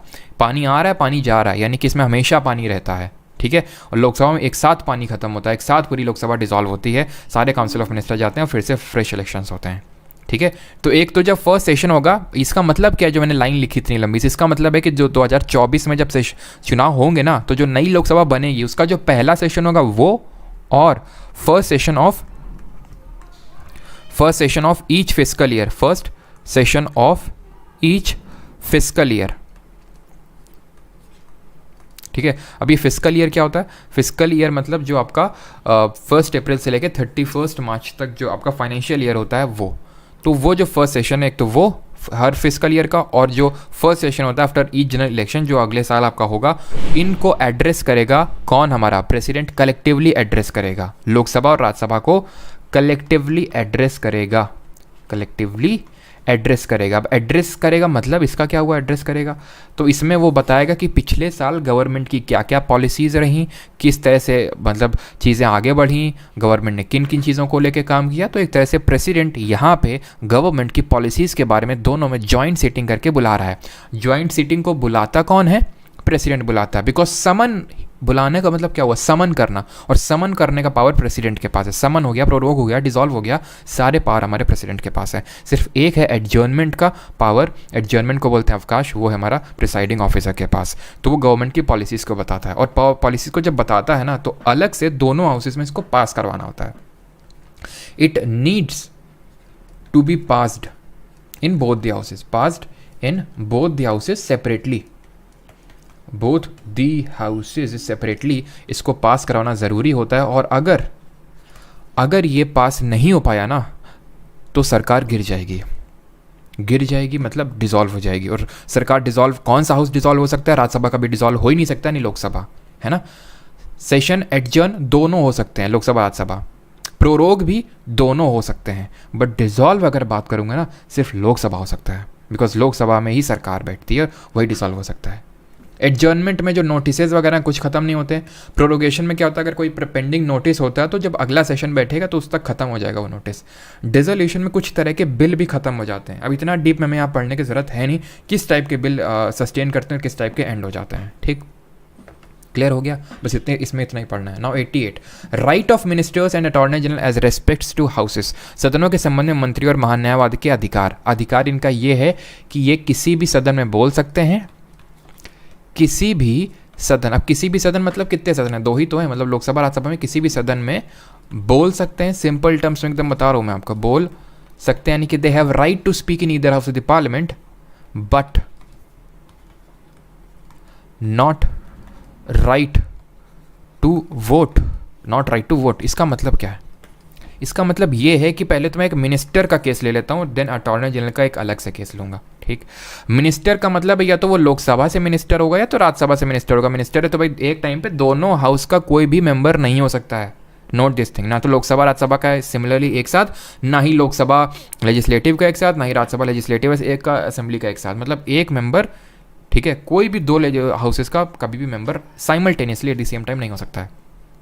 ये तो लोकसभा का हो गया, तो राज्यसभा का। तो मैं आपको ये बोल रहा हूँ कि अगर कोई लोकसभा का है, मान क्या लेते हैं ये मोदी जी हमारे लोकसभा से हैं, वो राज्यसभा में जाके बोल सकते हैं, भी बोले भी हैं, ठीक है। तो राज्यसभा में जाके बोल सकते हैं, लेकिन राज्यसभा में वो कभी वो वोट नहीं डाल सकते हैं, ठीक है। जैसे फॉर एग्जाम्पल अब मैं लेता हूँ, जैसे सुब्रमण्यम स्वामी है, राज्यसभा से हैं, ठीक है। फिर पीटी उषा है हमारी, पीटी उषा राज्यसभा में है, नॉमिनेटेड मेंबर है। राज्यसभा में वो बोल सकती हैं, वोट भी डाल सकती हैं, लेकिन लोकसभा में भी वो बोल सकती हैं, वोट नहीं डाल सकती, यानी वोट आप उसी हाउस में डाल सकते हैं जिसके आप मेंबर हैं। अटॉर्नी जनरल महान्यायवादी किस सदन के मेंबर हैं? किसी भी हाउस के नहीं। He is not a member of either house, not a member of either house, महान्यायवादी। तो फिर बात ये आती है कि इसको क्या दोनों सदन में वो राइट टू वोट नहीं है? बिल्कुल, अब जिस हाउस के मेंबर है उसी में आपके पास राइट टू वोट है, लेकिन इसके पास right to speak in the parliament, Lok Sabha में बोल सकता है जाके, राज्यसभा में बोल सकता है जाके, but without right to vote. 89 now talking about the presiding officer वाला सेक्शन हमारा यहाँ से चालू हो जाता है, यानी कि एक तरह से बोल सकते हो यहाँ से अब चालू होता है आपका ऑफिसर्स इन पार्लियामेंट, कौन से डिफरेंट तरह के ऑफिसर्स होते हैं। अब सबसे पहले आते हैं हमारे आर्टिकल नंबर 89 जिसमें कि चेयरमैन और deputy chairman of the council of state की बात करते हैं। तो सबसे पहले अभी हम देखेंगे जो राज्यसभा में के जो ऑफिसर्स होते हैं। एक सेकेंड, क्या सर आज़ाद बैच, रुक जाओ बेटा, ठीक है। अब स्पैम अगर करोगे तो हाइड कर दिए जाओगे, ठीक है। तो इस वजह से लास्ट में ये पूछना, बीच में पॉलिटी को डिप्लॉय में लक्ष्मीकांत से पढ़ना पड़ा। अच्छा, डीपली में लक्ष्मीकांत से पढ़ना पड़ेगा। कुछ लक्ष्मीकांत और रजनीकांत की ज़रूरत नहीं है, जितना यहाँ पे करा रहा हूँ उतना सफिशिएंट है, ठीक है। आप नोट्स आपको मिल ही जाते हैं, यहाँ पे मैं समझा देता हूँ सारी चीज़, कोई समझ में नहीं आती वो आप यहाँ पे पूछ सकते हो। तो आपको कुछ भी करने की लिटरली ज़रूरत नहीं है, बस समझो, यहाँ पे नोट्स आपने मिल ही जाने हैं, उन्हीं को पढ़ना है, ठीक है। कुछ किसी बुक की ज़रूरत नहीं है। ज़्यादा पावरफुल कौन सी होती है राज्यसभा लोकसभा, क्या चीज़ ज़्यादा पावरफुल कौन सी होती है?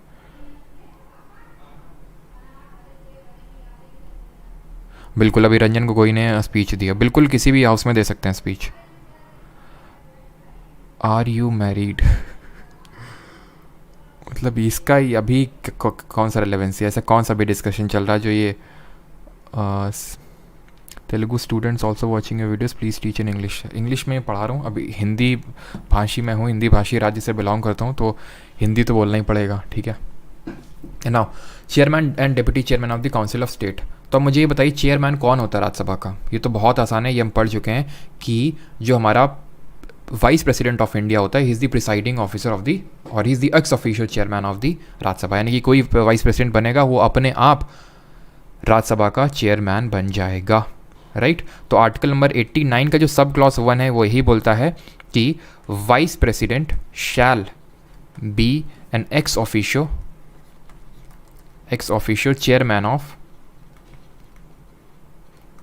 ऑफ काउंसिल ऑफ स्टेट्स, ठीक है। ये तो पहला इसका सब क्लॉज बोलता है 89 का, तो ये चीज़ हम लोग पहले ही देख चुके हैं, इसमें कोई दिक्कत नहीं है। दूसरा इसका जो है that is regarding deputy chairman. अभी डेप्यूटी चेयरमैन कौन होता है? तो डेप्यूटी चेयरमैन जो वो होता है जो चेयरमैन की एब्सेंस में या फिर वैकेंसी में deputy chairman acts as the chairman. यानी कि अगर फॉर एग्जांपल कल वाइस प्रेसिडेंट की लड़की की शादी है, ठीक है, तो वो नहीं आ सकता है, तो deputy chairman as a chairman preside करेगा। कल मान लेते हैं उसकी तबीयत ख़राब हो गई, तो उसने बोल दिया कि डिप्टी चेयरमैन तुम देख लेना जाके, तो उस केस में डिप्टी चेयरमैन होता है। और ये डिप्टी चेयरमैन को ये इलेक्ट किया जाता है या फिर चूज़ किया जाता है, इलेक्टेड बाय द हाउस या फिर chosen by the house, clear. यानी कि वाइस प्रेसिडेंट, अब यहाँ पे जो मैं चीज़ बोलने जा रहा हूँ इट्स वेरी इंपॉर्टेंट, बहुत ध्यान से सुनिएगा इस चीज़ को, इसके काफ़ी इम्प्लीकेशंस हैं, खासकर जब हम जॉइंट सिटिंग पढ़ेंगे वहाँ पे। Vice president is not the member of either house of parliament, not the member of either house of parliament। आपको हो सकता है अगर मैं स्टेटमेंट दे दूं कि vice president is the member of Rajya Sabha, आप लोग टिक लगा दोगे, गलत है ये चीज़। वाइस प्रेसिडेंट किसी भी हाउस का मेंबर नहीं है, डेप्यूटी चेयरमैन राज्यसभा का मेंबर है, क्लियर है ये चीज़, ठीक। तो ये दोनों क्लॉज हैं, पहला चेयरमैन और दूसरा आपका डिप्टी चेयरमैन के रिगार्डिंग। 90 बात करता है वैकेशन, रेजिग्नेशन और removal of office of deputy chairman. अब हम डिप्टी चेयरमैन का क्यों पढ़ रहे हैं, चेयरमैन का क्यों नहीं पढ़ रहे हैं? बिकॉज चेयरमैन का हम पढ़ चुके हैं। कौन है chairman? Vice president. Vice president में हमने अलग से पढ़ा था। वाइस प्रेसिडेंट का जरा हम रिकॉल करते हैं, सीट इनकी वैकेट कैसे हो सकती थी वाइस प्रेसिडेंट की, ठीक है। इनको रिमूव कैसे किया जा सकता था? वैकेट होने के इनके काफ़ी थे, एक तो ये खुद रेजिग्नेशन लेके दे दें, या तो इनको रिमूव कर दिया जाए, या तो इनकी डेथ हो जाए। ये सारे इंसिडेंसेस थे जहाँ से इनकी सीट वैकेट हो सकती थी, खाली हो सकती थी। रिमूवल कैसा हो रहा था वाइस प्रेसिडेंट का? लिख नहीं रहा हूँ, जल्दी से रिकॉल करिए। राज्यसभा में एक रेजोल्यूशन पास हो रहा था by effective majority, agreed two by simple majority by Lok Sabha को सिर्फ उसको पास करना था बाई सिंपल मेजॉरिटी। रेजिग्नेशन किसको दे रहे थे जरा बताइए, रेजिग्नेशन किसको दे रहे थे जल्दी से। अब यहाँ पे इनकी हम बात करते हैं वैकेशन, रेजिग्नेशन और रिमूवल की। तो वैकेशन वही सेम है कि अगर ये मेंबर नहीं है, ठीक है, अगर मान लेते हैं if he is not a member of council of state, he is not a member of council of state. जब आप कॉन्स्टिट्यूशन, अगर एक्चुअल कॉन्स्टिट्यूशन देखोगे तो वहाँ हर जगह काउंसिल ऑफ स्टेट लिखा हुआ है। यहाँ पे मैं शॉर्ट में RS लिख रहा हूँ बिकॉज राज्यसभा वही सेम चीज़ है, ठीक है। तो if is not a member of Rajya Sabha, ठीक है, या इसने रिज़ाइन दे दिया है। अब रिज़ाइन किसको देगा, तो ये रिज़ाइन देगा डेप्यूटी चेयरमैन ऑफ राज्यसभा को, दैट इज़ वाइस प्रेसिडेंट को। ठीक है, resign by writing to chairman of Rajya Sabha, writing to chairman, और चेयरमैन कौन है हमारा, वाइस प्रेसिडेंट है। और अगर रिमूवल की बात आएगी तो रिमूवल होगा इनका by a majority of all the then members, of all the then members of the council, of the then members of the council, members of the council से मेरा मतलब द मेंबर्स ऑफ राज्यसभा। अब इसको हम किस तरह की मेजॉरिटी बोलते हैं, इसको हम बोलते हैं इफेक्टिव मेजॉरिटी। ये इफेक्टिव मेजॉरिटी करके टर्म यूज़ नहीं किया गया कॉन्स्टिट्यूशन में। इफेक्टिव मेजॉरिटी तो हम ये बोलते हैं absolute majority, special majority, simple majority. Effective majority होती है ऑल दी देन मेंबर्स। जैसे फॉर एग्जांपल 250 मैक्सिमम मेंबर हो सकते हैं राज्यसभा में।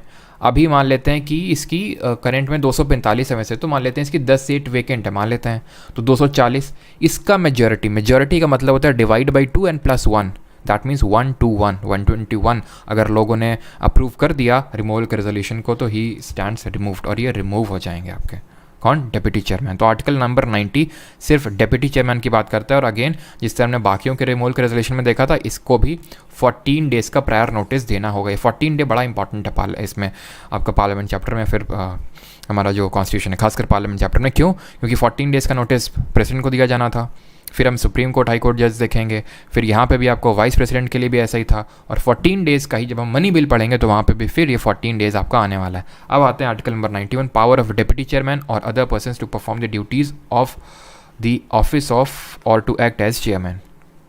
पहले ये बताइए यहाँ तक किसी का कोई डाउट तो नहीं है, फिर आते हैं इस पर क्या पावर और ड्यूटी है डिप्टी चेयरमैन की।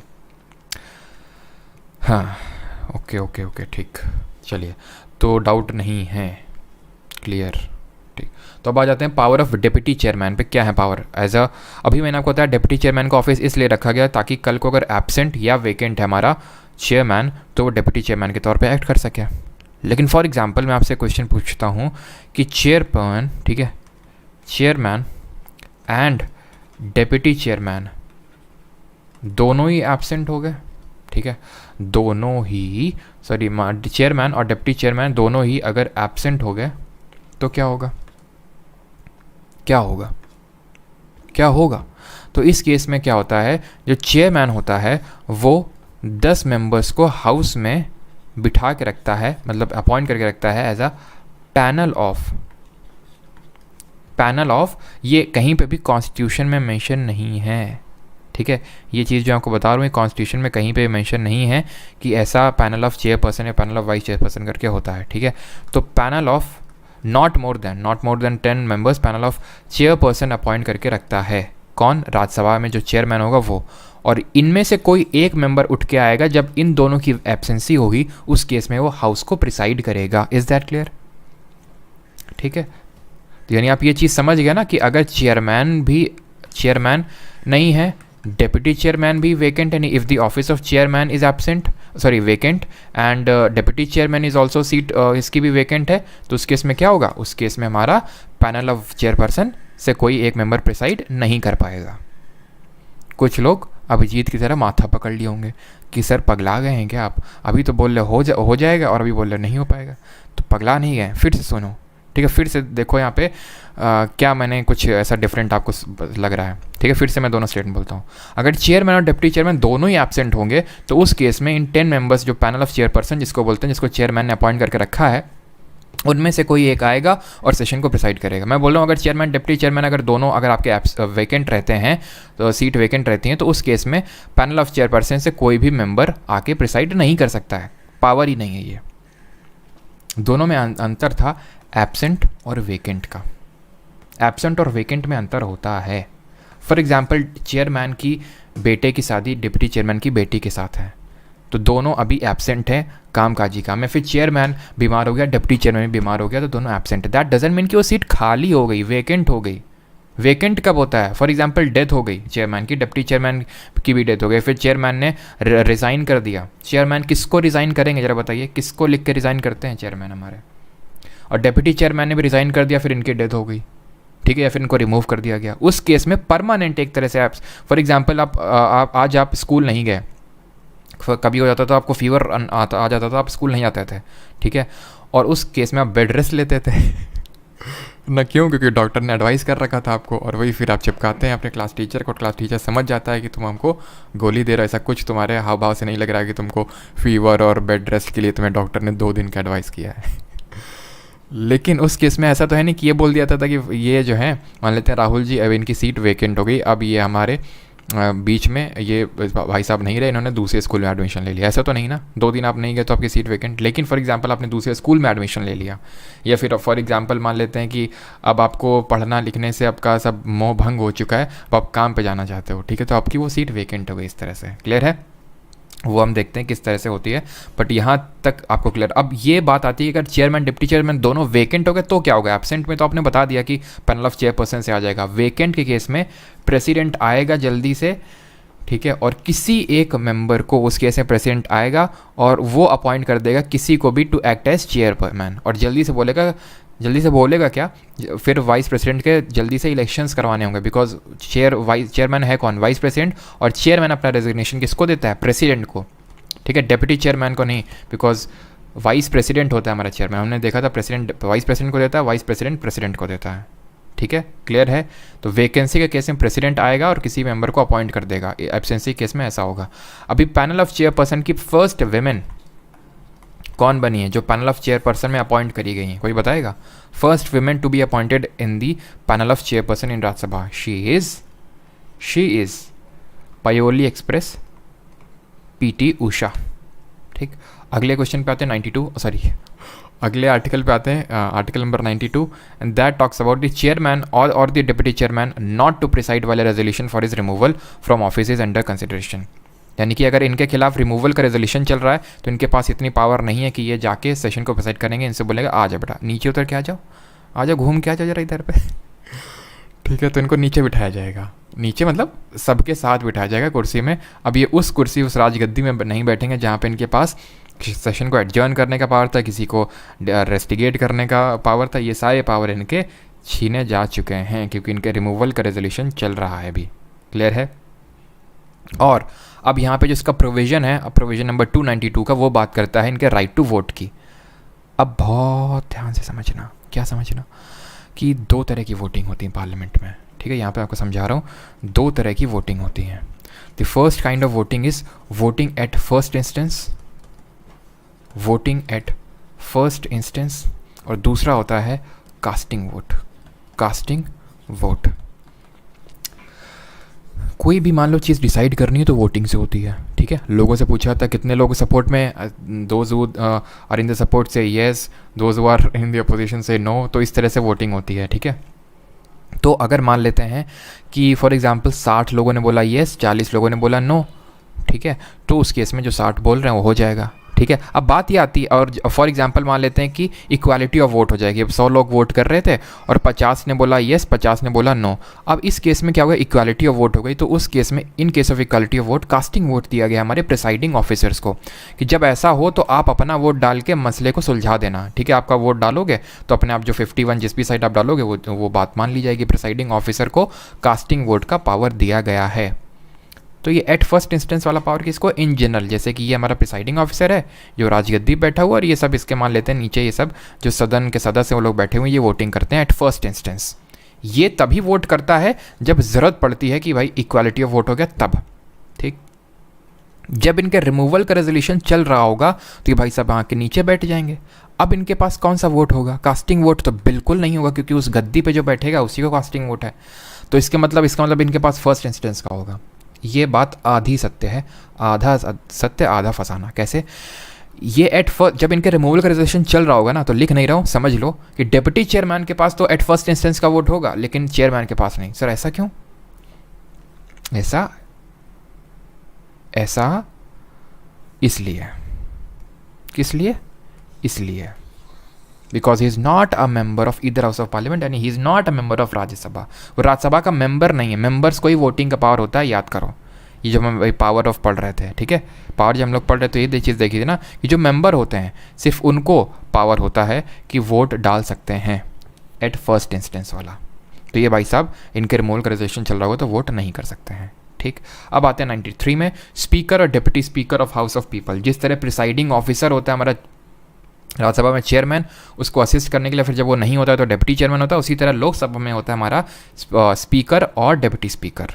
ठीक है, स्पीकर यानी अध्यक्ष और इसको डिप्टी स्पीकर को बोलते हैं उपाध्यक्ष। अच्छा, हम लोगों ने पढ़ा था कि फर्स्ट स्पीकर कौन था, फर्स्ट स्पीकर ऑफ लोकसभा। वैसे तो ये सारी चीज़ें आई होप एमसीक्यू में हम लोग करेंगे, बट फिर भी आप अभी बता दीजिए आप। ठीक है, तो ये कहाँ पे होते हैं आपके, दोनों लोकसभा में होते हैं। ठीक है, लिखा भी हुआ है हाउस ऑफ पीपल। ठीक है, लोकसभा में।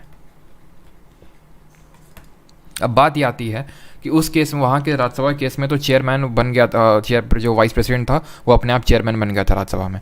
स्पीकर कौन होता है ये, स्पीकर जैसे कि डिप्टी चेयरमैन ऑफ राज्यसभा को चूज़ किया था उस हाउस के लोगों ने, उसी तरह स्पीकर और डिप्टी स्पीकर दोनों को हाउस चूज़ करता है विद इन देमसेल्स। उस हाउस का कोई मेंबर होगा उसको चूज़ किया जाएगा। यूजुअली होता है स्पीकर रूलिंग पार्टी का, ओम बिरला बीजेपी से हैं। डिप्टी चेयरमैन स्पीकर को यूजुअली क्या ऑपोजिशन पार्टी से रखा जाता है। ये कन्वेंशंस है, कहीं कॉन्स्टिट्यूशन में लिखा हुआ नहीं है। ठीक है, तो हाउस ऑफ पीपल, ठीक है, यानी विद इन द हाउस से ही इन लोगों को चूज़ किया जाता है, स्पीकर डिप्टी स्पीकर को। यानी मैं ये बोल सकता हूँ कि स्पीकर डिप्टी स्पीकर दोनों हाउस लोकसभा के ही मेंबर्स होते हैं। Unlike in the case of Rajya Sabha जहाँ पे चेयरमैन किसी भी हाउस का मेंबर नहीं है, यानी कि वो राज्यसभा का भले प्रिसाइड कर रहा है लेकिन उस हाउस का मेंबर नहीं है। ठीक है, और जब वो प्रिसाइड कर रहा है राज्यसभा का चेयरमैन, तो वो उसको सैलरी कौन सी मिल रही है, सैलरी जो वाइस प्रेसिडेंट वाली है वो आपको सैलरी उसकी मिल रही है। ठीक है, 94 क्वेश्चन पे, सॉरी अगेन क्वेश्चन बोल रहा हूँ, 94 आर्टिकल पे आते हैं। Vacation and resignation and removal from offices of speaker and deputy speaker, इन लोगों का रिमूवल और ये सारी चीज़ें दी हुई हैं। तो रिमूवल किस तरह से हो सकता है, फिर सीट इनकी किस तरह से हो सकती है वैकेट, या तो ये हाउस के मेंबर नहीं है पहली चीज़। ठीक है, they shall vacate the office if they cease to be a member of the house of people, that is Lok Sabha, अगर वो हाउस के मेंबर नहीं है। दूसरा प्रोविजन ये बोलता है कि ये अगर रिज़ाइन कर दें, ठीक है, रिज़ाइन कर दें। अब रिज़ाइन पता है किस तरह से करते हैं, रिजिग्नेशन इनका देख लो। स्पीकर जो होता है वो डेप्यूटी स्पीकर को अपना रेजिग्नेशन देता है, और जो डेप्यूटी स्पीकर है वो अपना रेजिग्नेशन स्पीकर को देता है। नहीं, दोनों आपस में मैनेज कर लेते हैं। जिस तरह प्रेसिडेंट और वाइस प्रेसिडेंट कर लेते हैं, प्रेसिडेंट वाइस प्रेसिडेंट को देता है, वाइस प्रेसिडेंट प्रेसिडेंट को देता है, उसी तरह स्पीकर डिप्टी स्पीकर को, डिप्टी स्पीकर स्पीकर को दे देता है। ठीक है, या तो ये क्या इनको रिमूव कर दिया जाए। रिमूव किस तरह से होगा, again effective majority, that is all the then members of the house. ठीक है, तो इफेक्टिव मेजॉरिटी से ही इनको रिमूव किया जाता है। ठीक है, और अगेन यहाँ पे भी 14 डेज़ का आपको नोटिस देना होगा।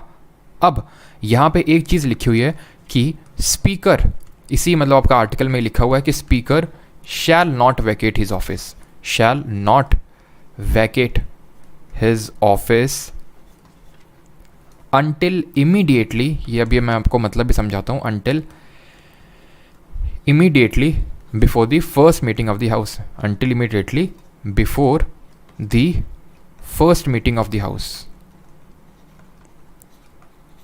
इसका मतलब ये होता है कि अगर आज लोकसभा डिसॉल्व हो गई मान लेते हैं, तो स्पीकर भी एकदम कुर्सी छोड़ के नहीं भाग जाएगा। क्यों नहीं भागेगा, तब तक नहीं भागेगा जब तक कि नई लोकसभा नहीं आ जाती है, तब तक। तो स्पीकर तब तक कब तक रहेगा, until immediately before the first meeting of the house. तो जो अगला वाला लोकसभा आएगा उसका जब फर्स्ट मीटिंग बस शुरू होने वाला, तो तुरंत वो हट जाएगा और उनका खुद का एक नया फिर से स्पीकर आ जाएगा।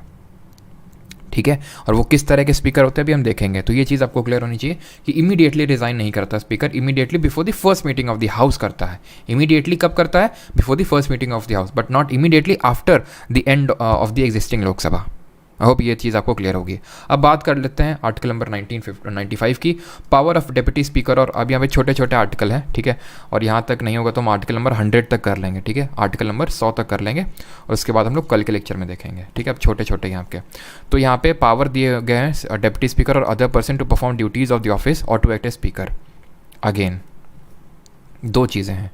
अब डिप्टी स्पीकर नहीं होगा तो डिप्टी स्पीकर स्पीकर की जगह होगा, चाहे डिप्टी स्पीकर की सीट एब्सेंट हो या वेकेंट हो, दोनों का मतलब आपको पता है। ठीक, लेकिन अगर स्पीकर भी नहीं है, ठीक है, और डिप्टी स्पीकर भी नहीं है उसको प्रिसाइड करने के लिए, तो अगेन दो ऑप्शन खुल जाते हैं। ये देखना कि ये क्या दोनों एब्सेंट है या फिर वेकेंट है।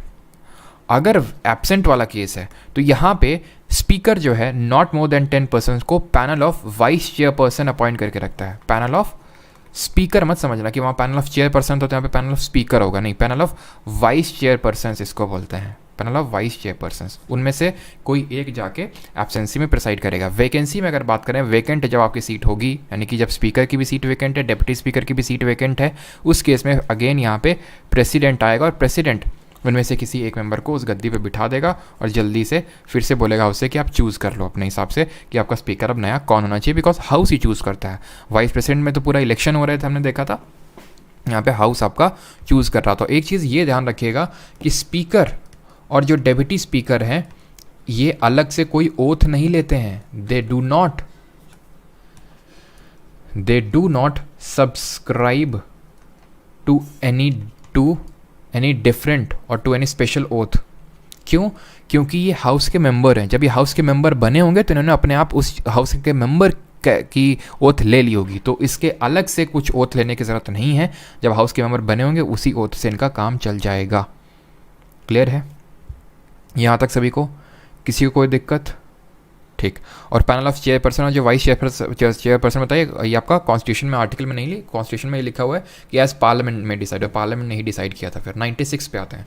Speaker and deputy speaker not to preside while resolution for removal from office is under consideration. वही सेम चीज़, ये दोनों गद्दी में बैठे हुए हैं, ठीक है। और एक चीज़, चलिए अभी उसको क्लियर करता हूँ। जैसे स्पीकर जी गद्दी में बैठे हुए हैं, इनका रिमूवल का रेजोल्यूशन चल रहा है, तो इनसे बोला जाएगा बेटा आ जाओ नीचे, तो आ जाओ जरा, ठीक। अब ये डिप्टी स्पीकर कहाँ बैठता है? डिप्टी स्पीकर क्या बगल में कुर्सी डाल के, छोटी कुर्सी डाल के बैठता है क्या? नहीं।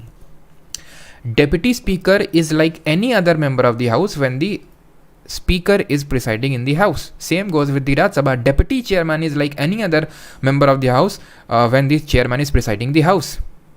डिप्टी स्पीकर की पावर इस गद्दी पे तब बैठेंगे जब स्पीकर नहीं होगा। Deputy chairman in the case of Rajya Sabha इस गद्दी पे तब बैठेंगे जब चेयरमैन नहीं होगा, ठीक।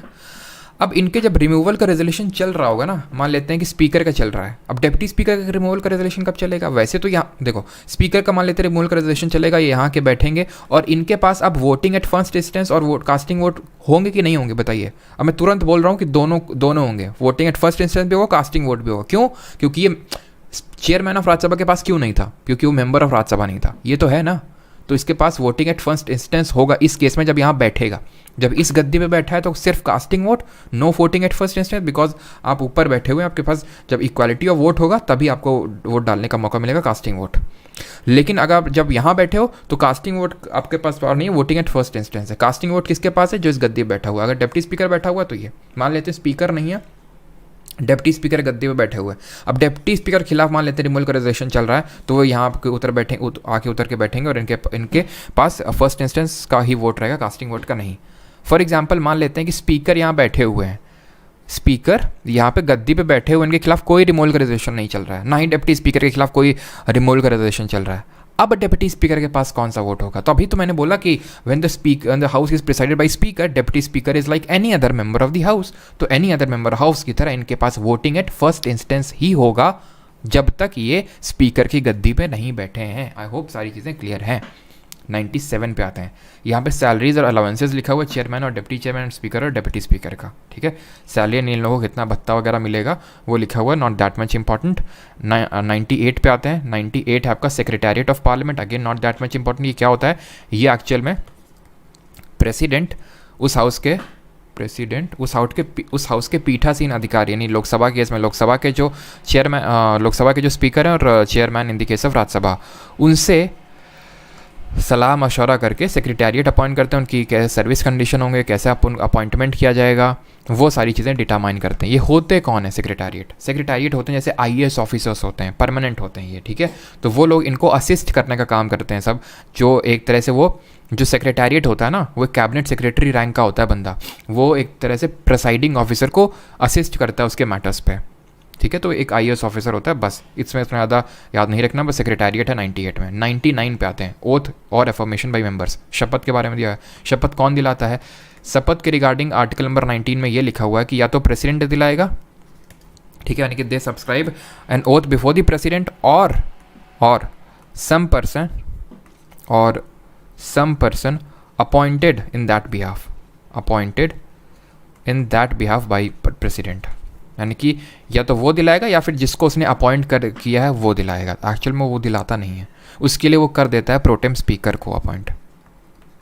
ठीक है, वो क्या करता है, वो प्रोटेम स्पीकर, और ठीक है हाँ, वो प्रोटेम स्पीकर को अपॉइंट कर देता है। Who is this pro tem speaker, ये एक नया कौन सा टाइप ऑफ स्पीकर आ गया भाई? अभी तो स्पीकर डिप्टी स्पीकर पढ़ा था, प्रोटेम स्पीकर कौन है?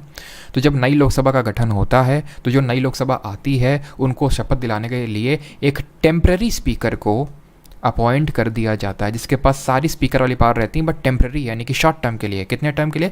जैसे ही शपथ दिला देगा ना सबको, प्रेसिडेंट बोलेगा कि प्रोटेम स्पीकर बेटा उतरा उधर से साइड आ जाओ, और हाउस से बोलेगा कि अब आप लोग अपना एक परमानेंट स्पीकर चुन लो। ये प्रोटेम स्पीकर प्रेसिडेंट किसको चुनता है?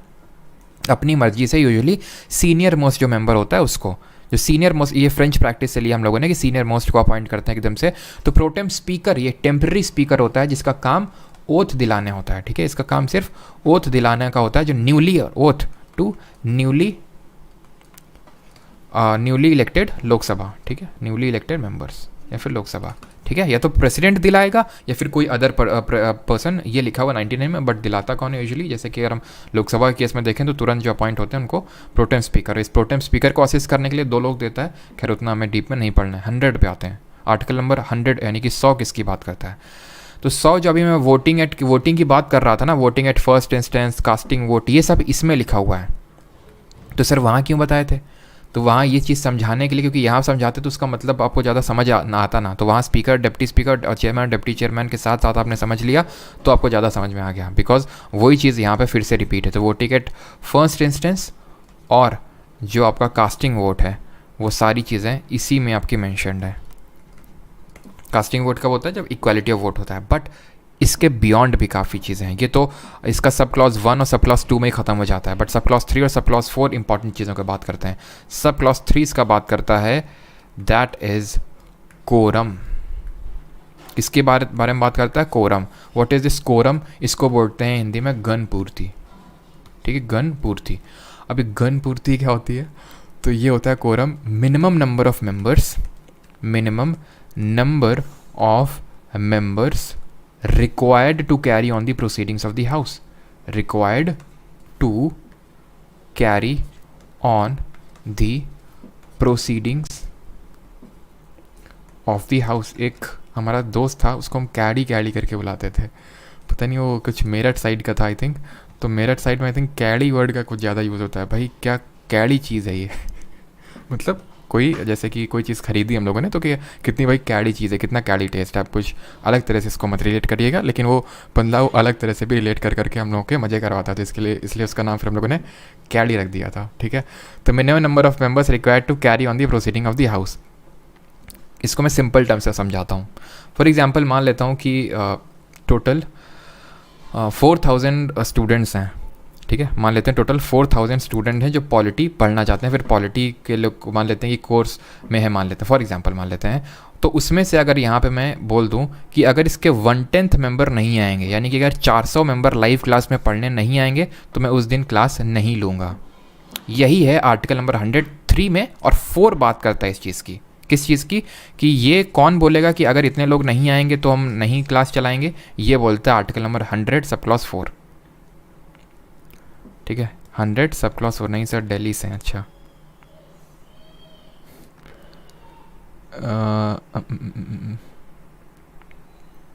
कहीं वो यूट्यूबर नहीं वो यूट्यूबर नहीं है। ठीक है, चलो।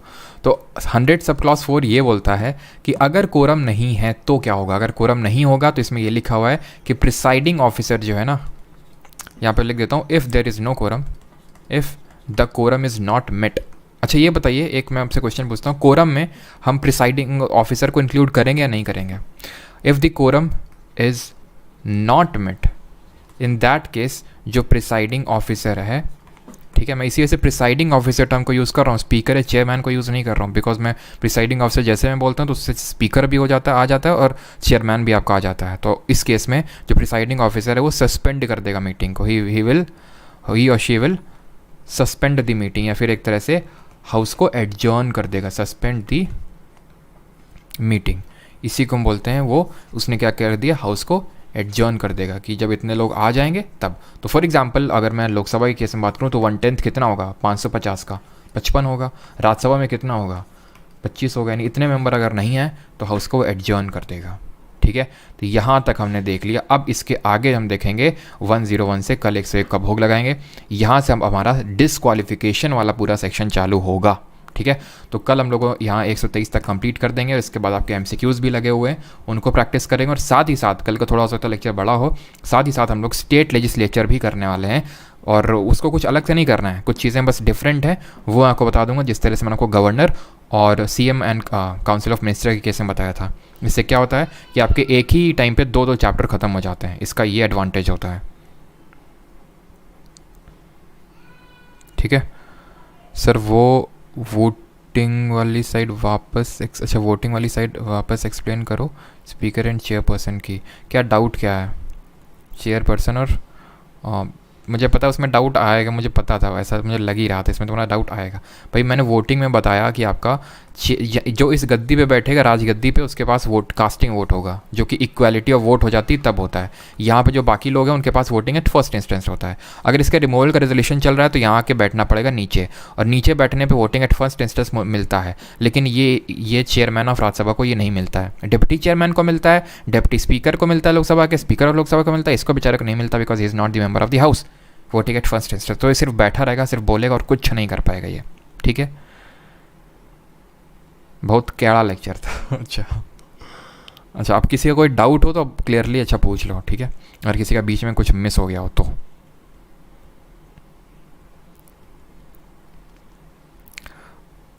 आप भी कैड़े पॉइंट मारते हो। अच्छा आ गया मौत का फरमान, एमटीएस रिजल्ट 2020 आउट। अच्छा ये मौत का फरमान होता है। नौबस्ता से है हमारी नगरी से, और जितना मैं देख पा रहा हूँ तुमने जेके टेम्पल का फ़ोटो लगा रखा है, क्यों है ना? डिप्टी स्पीकर को कैसे appoint? He is chosen, Snehal Malik, he is chosen by the house like speaker is chosen. ठीक है, और इनका रिमूवल दोनों का इफेक्टिव मेजोरिटी से होता है, तो कोई अलग से प्रोसीजर नहीं होता है चूजन बाय द हाउस। ठीक है, यूजुअली वो होता है आपका सर भैया बिल वगैरह। हाँ क्या नाम है, टी कोई बहुत ऊपर कमेंट भाग रहा है। Whether a bill is money bill और not is decided by speaker. बिल्कुल, ये हम लोग कल चीज़ें देखेंगे। ठीक है, और स्पीकर के केस में ये भी मतलब डिफरेंट पार्लियामेंट्री कमिटीज़ होती हैं, वो पार्लियामेंट कमिटीज़ चैप्टर में पढ़ेंगे। ऑलराइट, चलिए तो मैं क्या करता हूँ, मंडे को एक और चैप्टर ऐड करता हूँ इसी में, पार्लियामेंट्री कमिटीज़, जिसमें कि आपकी public account committee, estimate committee, सारी चीज़ें हैं। ठीक है, तो इमरजेंसी, पार्लियामेंट्री कमिटीज़ और अमेंडमेंट, 3 चैप्टर्स देखेंगे मंडे को। कल भी, ऐसा नहीं कि कल नहीं है, कल भी आप लोगों का ये हम लोग पूरा कंप्लीट करेंगे। ठीक है, और कैसा था लेक्चर भाई?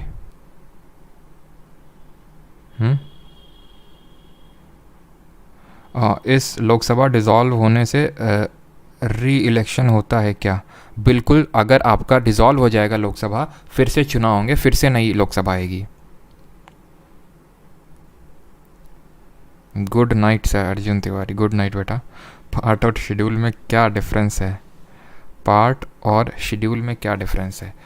पार्ट बात करता है, जैसे कि पार्ट है ये आपके, ठीक है, पार्ट के अंदर है आर्टिकल्स, लाइक मैं बोल सकता हूँ ये आर्टिकल है, ये पार्ट है, एंड ये शेड्यूल्स हैं। अब ये आप समझ पाओगे, शेड्यूल्स अलग हैं, पार्ट हैं ये आर्टिकल। पार्ट के अंदर हमारे डिफरेंट टाइप ऑफ आर्टिकल मिलेंगे।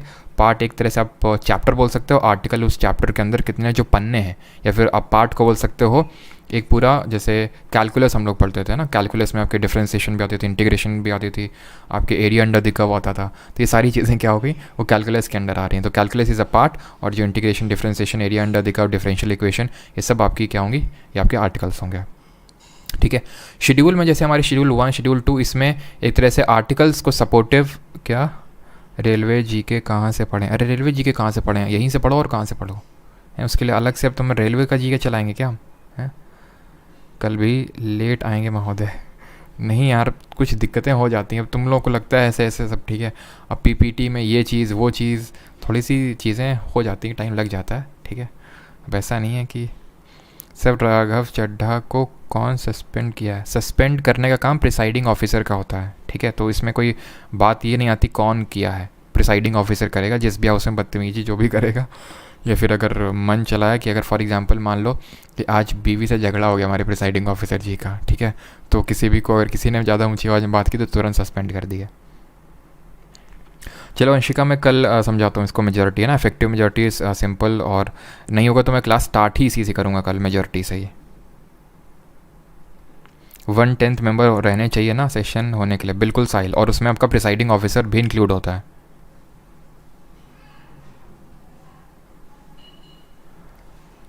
आह,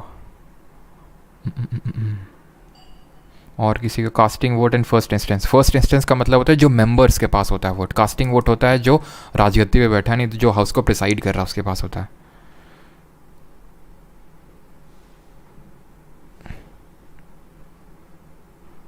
बिकॉज उस समय ये किसने क्वेश्चन पूछा, राहुल भारद्वाज, बिकॉज उस समय ये प्रोविज़न नहीं था, ठीक है, उस समय ये प्रोविज़न नहीं था।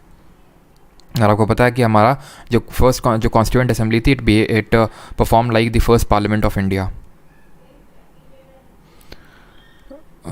सर आप क्या करते हैं अभी? तो भाई तुम्हें पढ़ा रहे हैं अभी प्रेजेंट टाइम में 12:48 पे, बाकी इसके बाद क्या करते हैं वो हम तुम्हें नहीं बताएंगे।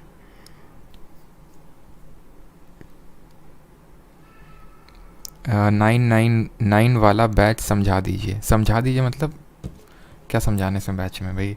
बैच है और इसमें बहुत लोग बोल रहे थे PYQ सीरीज़ के भी नोट इसी में हैं, ठीक है, आप अंदर चेक करो, मैंने वो डलवा दिए। अभी एक बार कंफर्म करो हैं कि नहीं है। GK वाला जब आप सेक्शन क्लिक करते हो तो एक आपको पॉलिटी करके दिखता होगा जहाँ पॉलिटी के लेक्चर्स हैं, और एक आपको SSC GK PYQ नोट करके दिखता होगा। तो वहाँ पे वो सारे लेक्चर 8 लेक्चर डल चुके हैं। चलिए भाई, थैंक यू सभी को। मिलते हैं निट्टू सीरीज़ में 7 PM पे, ठीक है। 7 PM पे निट्टू सीरीज़ होगी आपकी, आई थिंक पहले 6 PM पे होती थी ना। चलो देखते हैं जैसा होता है, तो 6 PM पे फिर 7 PM पे। 6 PM पे ही कोशिश करते हैं, 6 PM पे उसको मैं रीशेड्यूल करता हूँ, 6 बजे शाम को रखते हैं, बिकॉज थोड़ा सा फिर लेट हो जाता है, लेट तक चलता है लेक्चर वो, इसलिए है ना। चलिए थैंक यू सभी को, मिलते हैं शाम को।